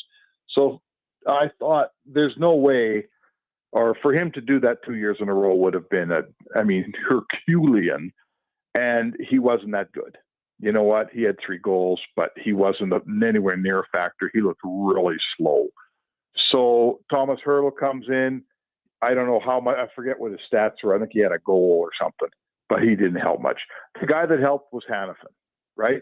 Hannafin helped them win. But my point is this, all that LTIR stuff last year, all the tumblers fell into place. Every guy played great and they won a cup. This year, it didn't quite work out that way. All those LTIR guys weren't so great. And in the end, they lost to a better team. I thought Dallas should have ended that series earlier. And Vegas is good, but they're not as good as Dallas. Is that fair? Yes. Spec, when you're looking at the Oilers and you're looking ahead to the Canucks, we were talking about this earlier today. Do you think that this could ignite a bigger rivalry between the two teams, like a good series? Do you think this is a team that could conceivably be facing each other several times in the years to come? Oh, yeah. And as Jason wrote today, and it's for sure true, this is the first time maybe ever where they've both been good teams. Yeah. When the Oilers were good in the 80s, the Canucks were not. And then in the 2005 on, when the Canucks and the Sedins and they were really good, Edmonton was no good. So, and then when the Oilers have been good lately, the Canucks haven't made the playoffs. So yeah, let's hope. Holy man, it's about time they were both good together. They should be fighting over something because they haven't fought over anything yet. No. So, but you know what's far more interesting for me, Wanye? Did I hear you say this? You just found out about the punch up in Piastani like last night? Where have you been, man? I don't know. I don't know what I was doing, but this absolutely blew my mind when it came across on my YouTube. Are you kidding me? Oh. You've never heard of that? No. He's a young buck. He was more into the Drake and Lamar rap battles that are going on right now, Spec, which is quite a big thing. So it'd be great if we had some NHL battles between the players verbally. That would just spark. It'd be great. All it would take is one guy. It would just take one guy. The thing that I learned when I wrote a book in the World Junior, but the thing that I learned that interested me the most was this. So they have the punch up at Piastani. It turns into a bench clearing brawl. Yes. All us Canadians know that when there's a bench clearing brawl, there's like 5 guys on each team that fight, and there's 15 guys that just grab a partner and stand around, right? Yeah. And a couple guys get kicked out, and then we play the rest of the game. Like, that's just how it works. But the Russians, they didn't know that. The Russians thought that everybody had to fight. And not only did they think that, none of them knew how to fight because they don't fight. Mm-hmm. So when you talk to all the guys that played in that game, what they found out, Chris Joseph being one, Theo Fleury being a whole bunch of guys, Shanahan, I talked to Shanahan about this, Brandon. What they found out was, first of all, these Russian guys were really, really strong. Yeah. But they didn't know what to do. And when you got one down, they started kicking you and fight. They didn't know once you're down, you just stay down and the fight ends. So that's what made the Piastani thing go so long, was every Russian guy thought, oh my God, not only do I have to fight, but I can never stop fighting. I got to fight to the end. And that's why they turned the lights off, and they did not fire that game up again because there was no one left to fire it up with. Yeah. Yeah. No, it was amazing footage. And I mean, I've talked to some guys about it, and you're bang on. Like, they're like, man, I've been in like WHL brawls and stuff, and there was a few times scary, but this one's like, like, you're right. There was no holds, and like kicking in hockey is just so, and if you don't know what you're doing, you just feel like you got to protect yourself. And there's a language barrier where the guy's like, hey, stay down. It's over. Right. Like, are you good? Yeah, I'm good. Right, but there was none of that either. Like, you couldn't communicate to say, okay, I'm good. Yeah. We don't have to do this, man. Yeah. Chill out. Yeah. So anyway, Spec, what was the attitude in those days though? Like when that happened, that punch up, did people just freak out and call the military? Like, what was the discourse? Well, depends where you were. At the tournament, in Czechia, they felt that they had to get rid of the Canadians. It's always the Canadians' fault when they fought in Europe, because Europeans don't fight, Canadians do. So it was the Canadians' fault, and they had to kick the Canadians out, and that's what they did. Over here, Don Cherry went on Hockey Night in Canada or on TV. They called him in. They called him in from home for a special TV hit, and he started waving the flag, and those damn Europeans and Russians, look what they did to us. They cost us the gold medals. And then remember, Harold Ballard presented all the guys with gold medals at Maple Leaf Gardens a few days later, and it became this big international thing about how our boys got screwed by those Russians. I mean, it was that stuff could only happen in the 80s, man. Oh yeah, it was a different time. There's no question about that. It was a different time for sure. I don't think we're gonna have that spec in this series, but I did ask Matt Sekeres, like, okay, I asked him which Vancouver players does he think, by the end of the series, Oiler fans be like, okay, I don't like that guy. And, like, I look at Edmonton, and like, everybody knows, Corey Perry, but I'm not sure Perry plays enough. Like, who are the Oilers, like, excluding, like, if McDavid scores 3 goals, fans just don't like him. I get it. But who do you think are the guys that the Canuck fans are really going to be at the end of the series? Like, God, I hate that player. Well, probably Evander Kane, because Evander Kane's going to be the one that's pounding on Quinn Hughes every chance he gets, right? So if Quinn Hughes, ever sort of skates to the bench a little sore and slow, it'll probably be Kane's fault. So I would start with him. I don't see a lot of defensemen. Maybe Big Desharnais would be a guy that'll put someone down on his rear end and make everybody mad. The others don't have a lot of guys back there that you want to hate, right? That I can maybe nurse a little bit, but I don't know. The rest of the team's really good. They might hate Hyman, but they'll respect Hyman, Yeah. You might hate McDavid and Draisaitl, but you respect McDavid and Draisaitl. So they don't have Perry. Yeah, Perry might have to get involved here. So what do you think? Am I missing anybody? Well, yeah, it's hard because you're right. Like the game's just different now. Kane's the obvious one. The one guy who I think, you mentioned Desharnais. I think he's the one. Like, I look at Vancouver's forward. They got a lot of small forwards. Now, I will say, like, Höglander and a few of those other guys, like, they like to kind of go after it. If Sam Carrick played, he could be the one guy. Like, Sam Carrick's not afraid. He'll stick in guys. Be that guy. Right? But I'm not sure. I'm not sure he's going to play. Right? I'm kind of curious if it's him or Derek Ryan to start game 1. No, that's fair. And I guess I'd say the question you ask the head coaches is, it's about the matchup. So against a smaller group of forwards, for sure. Yeah. And lots of European guys and American guys. I mean, they're almost all. Do you want the brainy tactical Derek Ryan, or do you want the punch you in the head Sam Carrick? You know, maybe you want Sam Carrick. Maybe Sam Carrick is going to push that group around a little bit. What do you think? Yeah, I don't mind it at all, right? Like, you know, they've got a little bit of beef in Joshua. Like that line, I think, is the one line that Oilers fans aren't going to like. Yeah. Right. Yeah. So I think that's Joshua was a good player. I like Joshua a lot. Yeah. So he's the one guy. I'll say this: Zadorov, he's physical. He's not afraid to run guys. You know, and he's a really good quote. Like, you know, that guy can, like, that's the guy who should be sure. You get him and Kane beaking each other in the media. They would be the Lamar and the Drake of the series. Okay, no question in my mind between the two of them. Right. I think both like it. Neither one of them gets intimidated by the other side at all. They would both be like, yeah, whatever, I'll do it. I mean, like, they wouldn't care. So those are the guys that I would probably have to pick if I had to. Yeah, I think, you know, one of the things that Vancouver has to overcome is the size of their skill. Their best guys aren't very big. Yeah. You know, and I take JT Miller out of that because he's big and really, really good. And I take Joshua out of that. He's on the third line. He's big and good. And Elias Lindholm doesn't have any size issues either. But, right, a bunch, you know, their wingers up top are smaller guys. Quinn Hughes is an unbelievably good player. There's no getting around that. He's fantastic. But he also weighs 170 pounds. You know, Pius Suter is small, right? Höglander's small and stocky, and he'll come at you, but he's small. You know, Elias Pettersson's 170 pounds, small.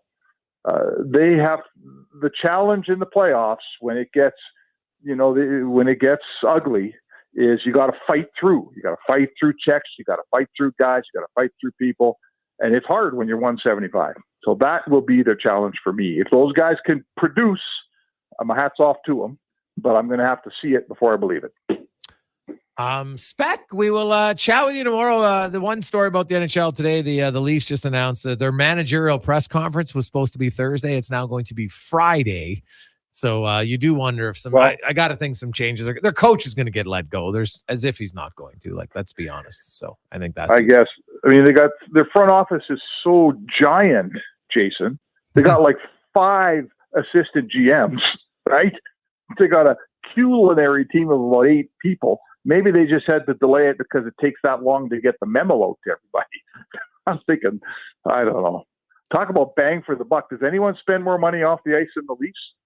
I don't think so. Yeah, I don't think so either. Well, they have the GM, right? Then they have the special advisor to the GM. Now they have assistant general managers, but a lot of them, like, they give him that title, but it's like Daryl Metcalf's hockey research and development. Like, I don't think he's, you know what I mean? Like, you know, one guy's the capologist, right? Then Ryan Hardy's assistant GM, but he runs the Marlies, right? Kind of like Keith Gretzky runs. You know, a lot of teams have your assistant GM is really, and he's assistant GM, but he's the GM of your AHL team, right? And so, but they have a lot. Derek Clancy, you know, they got 5 assistant GMs. They got a special advisor to the GM, Shane Doan. They got a GM. They got a president in Brendan. Then you go below that, they got a bunch. I'm looking at their page. It's the biggest managerial front office page in the league. Yeah. Well, hey, spare no expense, Spec, but hey, maybe spare an expense. Where's it getting them? Yeah, well, no, it's fair. You think Dallas is 3 times a better team with 1/3 of the staff, right? Yeah. Too many culinary staff in the kitchen, pal. Spec, we will chat with you tomorrow. Have a good one. All right, man. There you go. That's Mark Spector in the Spec Report, brought to you by GS Construction. When we come back, Kevin Woodley and what you've been waiting for all day, the goaltending scouting report on both goalies, because we're probably going to see both of them, maybe a third in Demko, but we'll find out next from Woodley on the Gregor Show, presented by PlayAlberta.ca. The playoffs are wild. We all know that. And this year, Play Alberta is making it even wilder. Make a deposit with promo code Gregor50 to snag a $50 free sports bet with your next deposit. Get ready for unbeatable promotions throughout the playoffs with 10+ odds boost on every Oilers playoff game. Score a chance to win a pair of lower bowl or even exclusive sweet tickets for an Oilers playoff game just by making a bet on an Oilers playoff game at PlayAlberta.ca. Bonus terms and conditions apply. We've finished construction of our gamma radiation containment facility. Is it up to code? Is it going to be safe? Sounds like a job for the men and women of Action Electrical. Testing team reporting. We test your commercial operations using tools like infrared to ensure safe operation. Trust us to prevent potential calamity before it strikes. Facing an electrical menace? Call the men and women of Action. Operating throughout Alberta at actionelectrical.net. Building or renovating, you want to work with someone who sees and understands your vision. BIE Engineering is a family-owned, experienced structural engineering consulting firm serving commercial and residential clients in Edmonton and surrounding area. Homeowner or large company, they'll work with you to help see your ideas through. BIE Engineering can help prevent problems, deliver solutions, and minimize your risk. BIE Engineering. Request a quote for your project today. Visit bieeng.com. The Bricks tent sale is here with up to 60% off clearance items. Now until Monday, shop 5-day deals, like a 5-piece queen bedroom set for $7.99 or a mattress for just $149. Some exclusions apply. See in-store for details. The Bricks, saving you more. Sports 1440 has added another player to our lineup. Tonight, from 6 to 9, check out Turn Sports with your host, Navin Romerick. Edmonton's exclusive home of sports talk is now rolling 24 hours a day, 7 days a week. Actions speak louder than words. Japa Machinery Group puts your construction plan into action with XCMG construction machinery you need. Available for rental or sale. Learn more at japamachinery.com. A premier hockey solution with a clear path for long-term development is proud to be entering its 8th season of independent borderless hockey, featuring provincial and cross-province competition with showcase style, regular season gameplay, and a strong commitment to individual skill development. It's an attractive option for those seeking family life balance. The Hockey Super League offers opportunities for both male and female athletes born between 2011 and 2016. Visit hockeysuperleague.com for more information. Weed Johnson, whoa. Hi, Dennis from Weeks Johnson here. We all know how unpredictable Edmonton weather is. Extended falls to late winters, and who knows what spring and summer will bring. Regardless of the outdoors, your indoors will be comfortable with Weeks Johnson and Goodman. Whether it's a new Goodman air conditioner, heat pump, or furnace, using our expertise, we'll give you the best quote on Goodman products with no misleading information or offers. Just what's best for your family. Visit wjcools.com today. Introducing Tim's new flatbread pizza, served hot out of the oven in 4 delicious flavors with Simply Cheese, starting from $6.99 plus tax. There's a new Tim's run in town. Try one today. Terms and conditions apply at participating restaurants in Canada. My milkshake brings all the boys to the yard, and they're like, it's better than yours. Damn right, it's better than yours. I could teach you, but I have to charge. My milkshake brings all the boys to the yard, and they're like, it's better than yours. Damn right, it's better than yours. I could teach you, but I have to charge.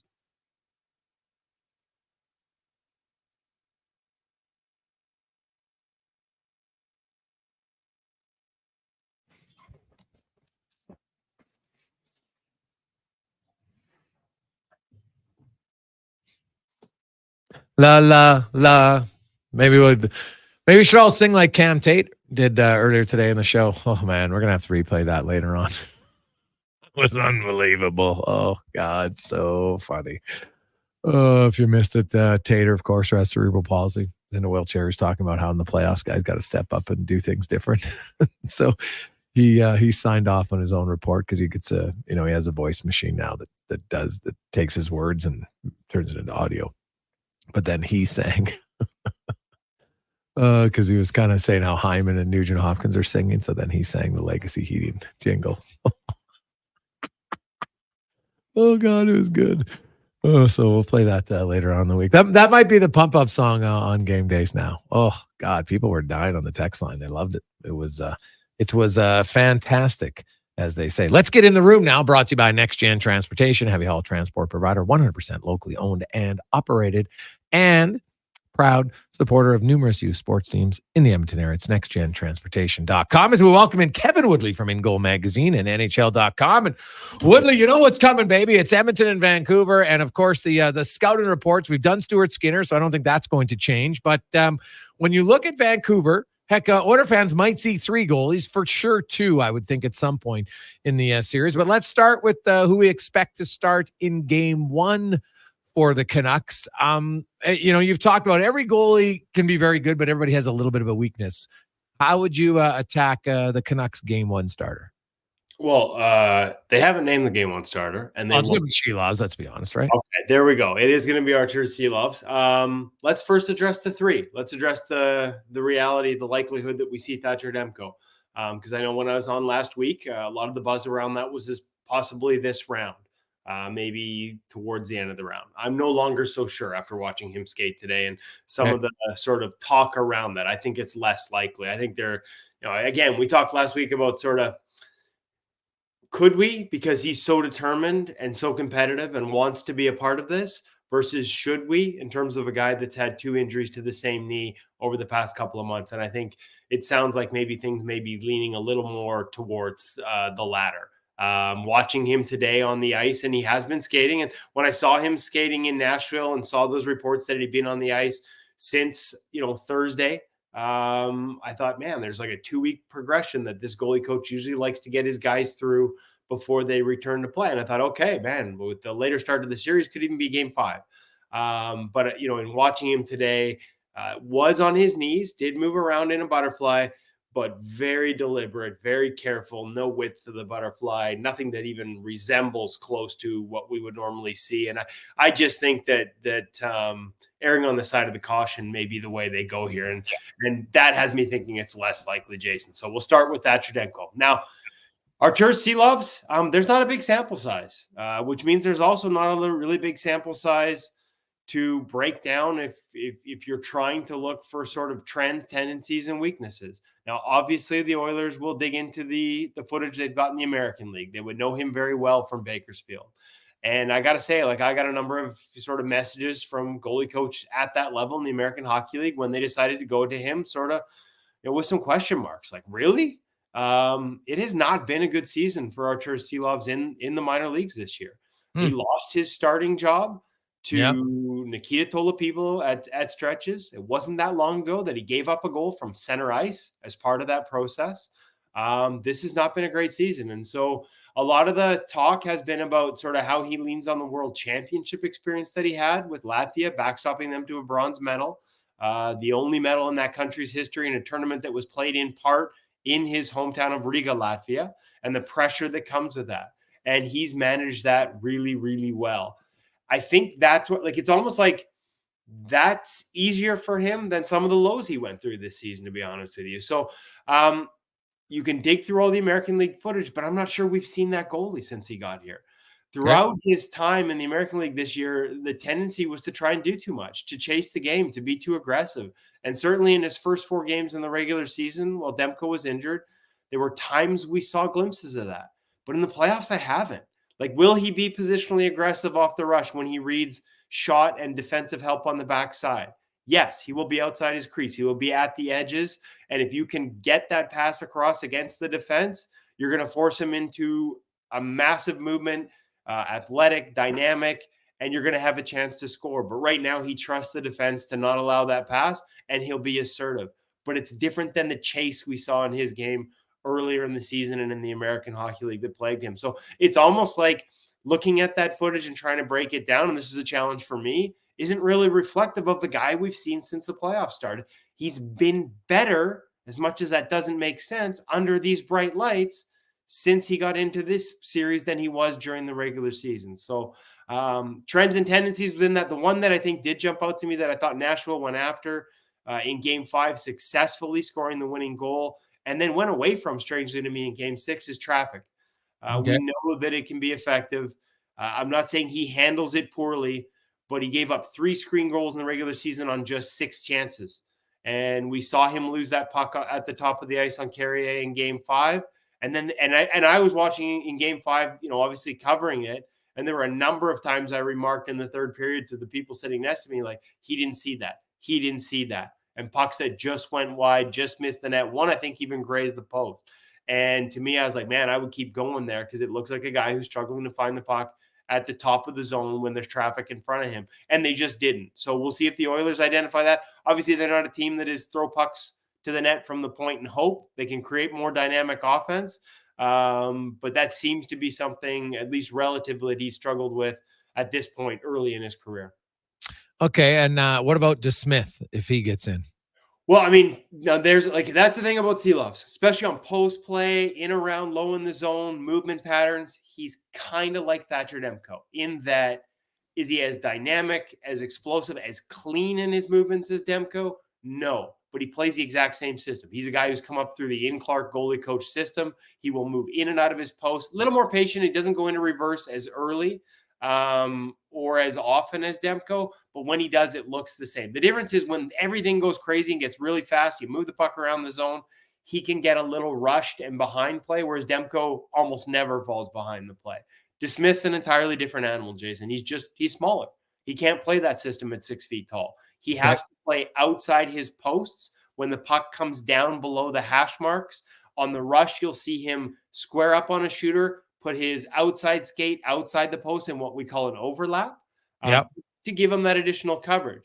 Now, how you attack that, I mean, there's give and take in everything with goaltending. If I step outside my post on a sharp angle and you, on a rush chance especially, and you carry it behind the net with speed, now instead of being inside the post and just shifting from one to the other, I have to make a massive rotation. Like if I'm squaring up on you and you come down and get in below the dot, I'm almost completely got my back to the far post. And that is a huge rotation and push. And there are times on those plays where he's susceptible, not just to it's not so much the wraparound, although there are times he doesn't quite get there, but it's what happens after that. If you go behind the net with speed and come out the other side and make a play, make a pop pass up in the zone, and he's behind in that transition, it means he's inherently behind on the next play, the next pass. So if you can attack with speed, and certainly McDavid is a guy who does this down the left wing all the time, if indeed it's DeSmith, man, in addition to looking short side high, because he doesn't have the coverage of a Demko up to the crossbar, you can get him outside his post and scrambling back to the other side. And if not, make a wrap play, make a pop pass out front, and chances are he'll just be catching up to it. Kevin Woodley from Ingo Magazine and NHL.com joins us. And so, you know, what's interesting when you listen to that scouting report to kind of see what the Oilers are going to do. I think I don't know if you read the article on Corey Massasak. Colorado, even Hellebuck mentioned it. Like Colorado had 10 deflection goals in that series against Winnipeg. They're not necessarily a team that did that, but they changed and they said, this is what we're going to do. So maybe Edmonton, after listening to your scouting report, should be like, hey, Seeloffs is a guy that, guess what? He's not good on screen, so let's do it more. It might not be what we're normal to, but let's go do it. Zach Hyman can be in front of the net. He's pretty comfortable there. Evander Kane could be there. Warren Fogle on a line. Corey Perry. Like, they do have one guy in each line who should be very comfortable in front of the net. Adam Henrique's made a pretty decent living right around the blue paint as well. And so we look at that Denver-Colorado series. And as all the talk was about Hellebuck getting lit up, well, Colorado's goaltender after game one, Kevin, didn't give up very much at all. So what did you make of kind of his rebound? Some people were saying, oh, he looked way too tired after game one. Obviously, I think that's such an easy, lazy analysis sometimes to go with fatigue always after one game. But what did you make of that? And what do you make of that matchup heading into to this series starting tomorrow night? Well, first off, I think you have to give a ton of credit to Alexander Georgiev, right? Like to have the storylines that surrounded him coming into the playoffs. And, you know, they weren't wrong, right? Like, this was not a good season for him. This was not up to the standard. Actually, the irony is going in the second round, it was for neither of these guys. Jake Ottinger and Alexander Georgiev did not have the regular seasons that we expect based on their past and their pedigree. And then to come in and both of them in the game one, Ottinger said it last night, like his game was not good. He didn't like it. But for Georgiev, like it was that times two, almost literally, right? Like 7 goals against. To reel that in and go back to your game, to trust your game, to not chase change, to not feel like you got to reinvent the wheel at that point, that shows a lot about the mental strength of Alexander Georgiev. And so it doesn't, however, change some of the trends that we saw when we look at sort of scoring and some of the things that are in his game. And when I looked at the tape, I think that story is up online at NHL.com now. It was the last breakdown I had to do. And I'm going to be honest with you, I have not slept much, because there was that was the last footage I had to go through last night. There are trends in his game that are targetable. They became clear in a season like he had, and I expect teams to go after it even more. And like, they include things like, shots from distance off movement, like quick shots from distance, You can see there's almost a rigidity in terms of he holds his hands out front, tries to maintain them active. But when he moves around the crease, watch for this one in particular. A lot of shuffles, which are good. If you shuffle instead of T-push, you keep your edges square and you're able to go back and forth more often. But watch the head when he shuffles, Jason. Watch how much, for lack of a better term, I call bobbing. Not a real technical term, but it's hard to miss. Like there is a lot of up and down in his movement. Makes it very hard to track pucks. I think he pushes to spots where the puck is going rather than tracks to movements. And that causes an inherent delay in an ability to see the puck, especially on one-timers. Quick shots, quick releases, even from distance, dominated his goal chart. I think he's late picking up some of those because of that inherent up and down in his movement. Other things to target, like his post play. He's very patient. He doesn't go into an early post integration reverse VH. Everybody knows what that is by now. He holds his edges longer, but even in the playoffs, we saw low high plays from around the net. If you're not in it early, you can get caught again with those pop passes and plays out from behind the goal line, moving into it. So yeah, it's good to hold your edges. People talk about just stand up. We're not quite, I'm not there yet, but there's benefits to holding your edges. But if you get caught moving down, like, oh, now it's into the spot where I tuck into my post.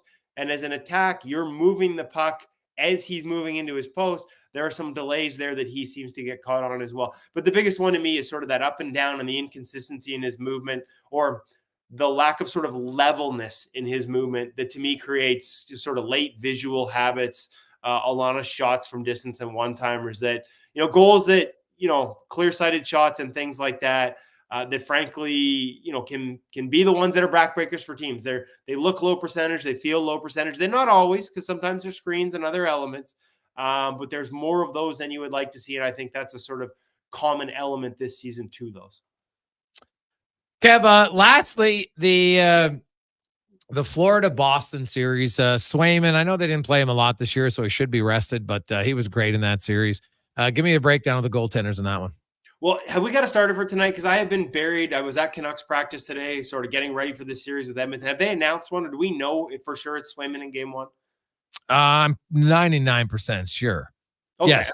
Here's the thing. Like I wouldn't have been surprised, just based on the quick turnaround. I'm not saying he's tired. He's a young man. Like you said, he was well rested going into the playoffs, and those are all, assets in his corner. But at the end of the day, he had this incredible 950. The adjusted save percentage between him and Allmark in the round one was really close. Linus just got into the game where they gave up a ton. And so if they had gone the other way, I wouldn't have been shocked, and the time to do it would have been the opener. Maybe we see it in game two if there are any signs of fatigue.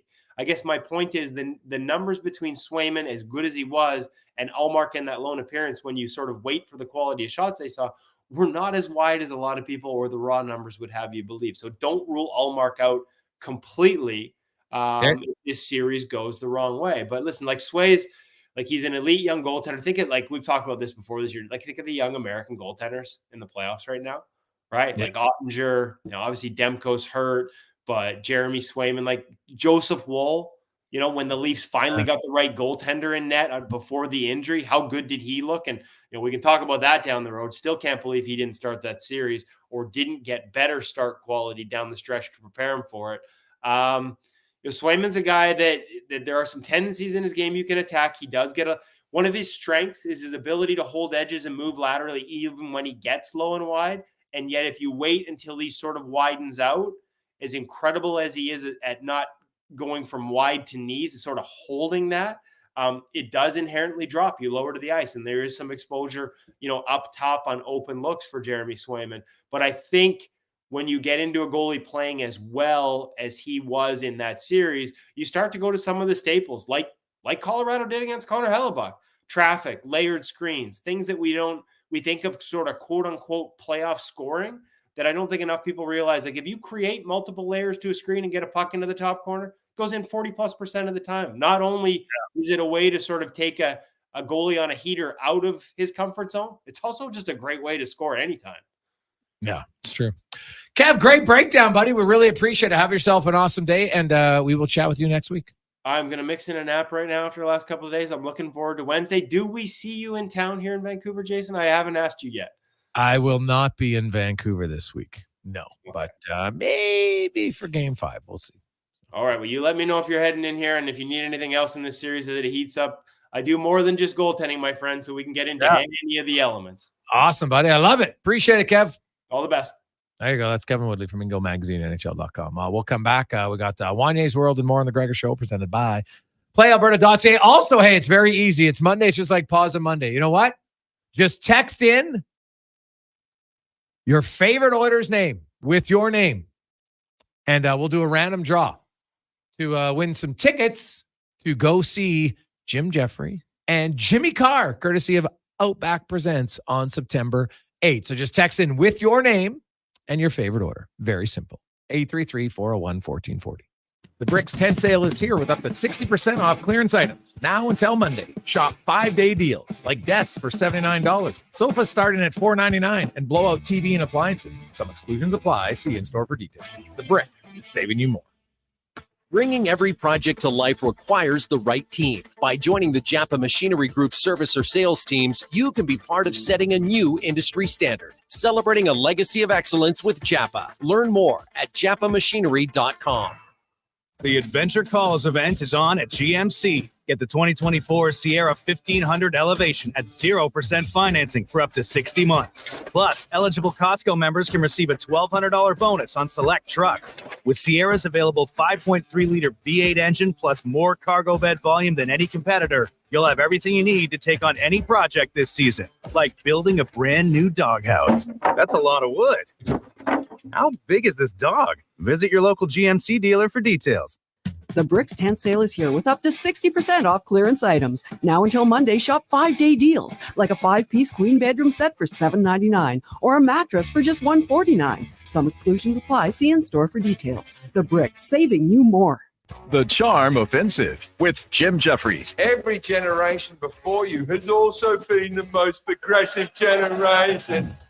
And Jimmy Carr. I don't know how to explain this to you. I'm not that small. I'm just far away. One night, 2 comedy icons. September 8th, Rogers Place. Tickets available at Ticketmaster.ca.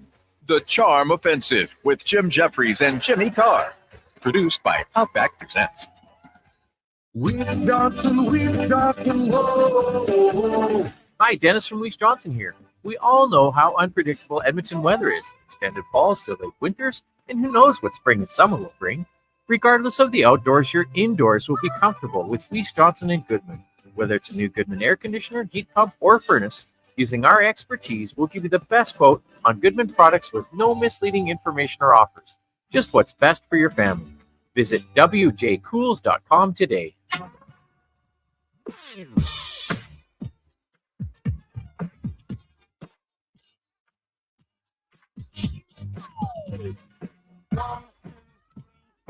Get your woman on the floor. Gonna get up, get down. Gonna get up, get down. What up?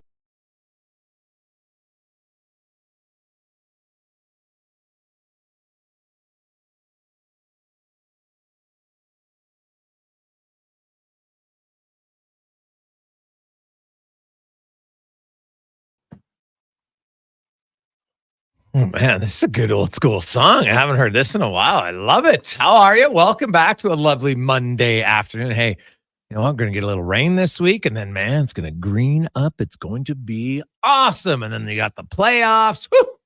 Can't wait. Florida, Boston. Tonight, Dallas, Colorado. Tomorrow, get going. Game 2 of Carolina and Rangers. And then Wednesday, of course, you'll have game 2, Florida, Boston, and the Oilers and the Vancouver Canucks. Congratulations, Con. Who was our winner today? He's going to go see Jim Jeffries and Jimmy Carr I guess, well, it's not really a concert. It's a comedy show at Rogers Place. It's going to be jam-packed, man. It's going to be an awesome event on September 8th. Greg is the winner today. No Greg. Qualifying, just winning. Greg, congratulations, Greg. Connor will get all your info, and we will get you a pair of tickets. I love it. Now, let's get to Wanye's World, brought to you by Action Electrical. Family-run business for over 50 years, man, and they can help you on your savings. You get a 10-year interest-free loan right now on your solar. PlayAlberta.ca. Wanye. Gregor, I'm perplexed. I'm confused by the very, very late starts again for the Oilers and Canucks series, and I'm confused about why they can't be earlier in the night so that American sports fans can see Connor in his glory. And I'm really confused why they don't have a game on Saturday night for a second round all-Canadian hockey night in Canada. And I thought I would ask you on the air, perhaps you can explain it to me, why the games start at 2 a.m. like a rave in Berlin. Well, it's all for TV money, number one. They don't want overlapping games. The West Coast games are going to start late, just like in the NBA, just how it's going to be. I know it kind of sucks in a way for Edmonton because they have local start times. Like Vancouver, their local start times are 7 o'clock, right? But keep in mind when you get to the third and fourth round, if their team's ever there, their games are starting at 5:20 on the road and stuff because all Stanley Cup games start at 8 p.m. Eastern. They all do. So the third and fourth rounds, when there's only one game a night, the Oilers will play at 6:20 will be the puck drop every night. So you get through the first 2 rounds. Yeah, it sucks for Oilers fans, but that's just how it is. Why it wasn't on Saturdays because they couldn't start. Dallas couldn't play on Wednesday at home. They didn't want to wait until Thursday. They don't want to have 3 games on one night. So the Oilers in Vancouver, they waited until Wednesday. So that's why that happened. The only question I have really about the scheduling, it's a little perplexing to me, is Game 3 on Sunday night. We just watched last night. There was 2 games in the NHL on Sunday. We saw Carolina and the Rangers start at 2 p.m. Edmonton time, 4 p.m. Eastern. And then you had Dallas starting at 5:45, let's say, Edmonton time, 6:45 local. Well, why couldn't you start at very minimum 6:45 Edmonton time on Sunday? You can play the Eastern game in the afternoon. They love their Eastern games. You can start at 4 o'clock Eastern. It's 2 o'clock Mountain time. No crossover. It's no big deal. So I'm a little perplexed why on a Sunday night when there's only 2 games, the Edmonton puck drop won't be until 7:50, which is 9:50 Eastern. Like, what the hell? That one I don't get. But all the other ones I understand because you don't start games too early in the weekday games. So I get it. But that's how it is. It's not a conspiracy theory. And I made that joke on purpose, Viva. I know how to say conspiracy. But it's not a conspiracy theory against the Oilers. Okay. It's not like they don't like the Oilers. Stop it. And by the way, I'm like, fans, you guys have been in the second round now for 3 years in a row. You should know this already. This is not new. You of all people should know this. The Twitterverse is split. There's 2 types of Oilers fans in 2024, Gregor. There's childless Oilers fans who say, let the good times roll. And there's those of us who have little bundles of energy that get up at the crack of dawn. And we say 8 p.m. is the new midnight. What are you doing to us, Gary Bettman? PVR it. Watch it with him then. Can't stay up late. You know I can't PVR a game and watch it in the morning in the playoffs. Oh, well, that's true. But you'll be fine. You will be fine. Oiler fans, once it starts, all you'll care about is who's winning, which is great. Be prepared to hopefully ignite a rivalry, Oilers and Canucks. Let's get to the Con Man of Sports 1440 update, brought to you by your Alberta GMC dealers, where, hey, stop in right now at GMC because you can get great deals on Sierra GMC. No interest. And do you shop at Costco? Do you have a Costco membership? You'll get an additional $1,200 off right now at all Alberta GMC dealers. Good night. The Sports 1440 update. We're about 10 minutes away from puck drop game 1. Panthers and Bruins down in Sunrise. Official time closer to 6:20 in the association. The 1 game underway. The Knicks lead the Pacers 14-13 with 5 minutes left in the first quarter. Their game 1 matchup. Later tonight, you get the Nuggets and the Timberwolves in game 2. Their best of 7 tip-off just after 8 o'clock. Minnesota leading 1-0. In the Major League Baseball, you got the Guardians leading the Tigers 2-1 heading into the 7th and the 6th. The Angels trail the Pirates 4-1. Rays up on the White Sox 4-2. Brewers and Royals scoreless, as are the Cubs and Padres and Mariners Twins. Those games just getting going. And in the top of the first, the Mets lead the Cardinals 1-0. Still to come tonight, Athletics take on the Rangers and the Marlins in LA to battle the Dodgers. Earlier today, it was the Giants falling to the Phillies 6-1. WHL action in about 2 hours. PG hosting the Portland Winterhawks, who can wrap up this series. They lead 3-2. And the New England Patriots have informed quarterback Nathan Rourke that he will be waived. The team will be left with 4 quarterbacks on their roster: Jacoby Brissett, Drake May, Bailey Zappi, and Joe Milton. That'll do it for us here on the Jason Gregor Show. Up next, we've got Turn Sports, followed by Fox Sports Radio overnight. Local coverage tomorrow, 7 a.m. Kevin Carius with Brandon Douglas and their co-host, Grant Beer. Chris Jericho will be in studio. That'll do it for us here on the Jason Gregor Show. This has been a Sports 1440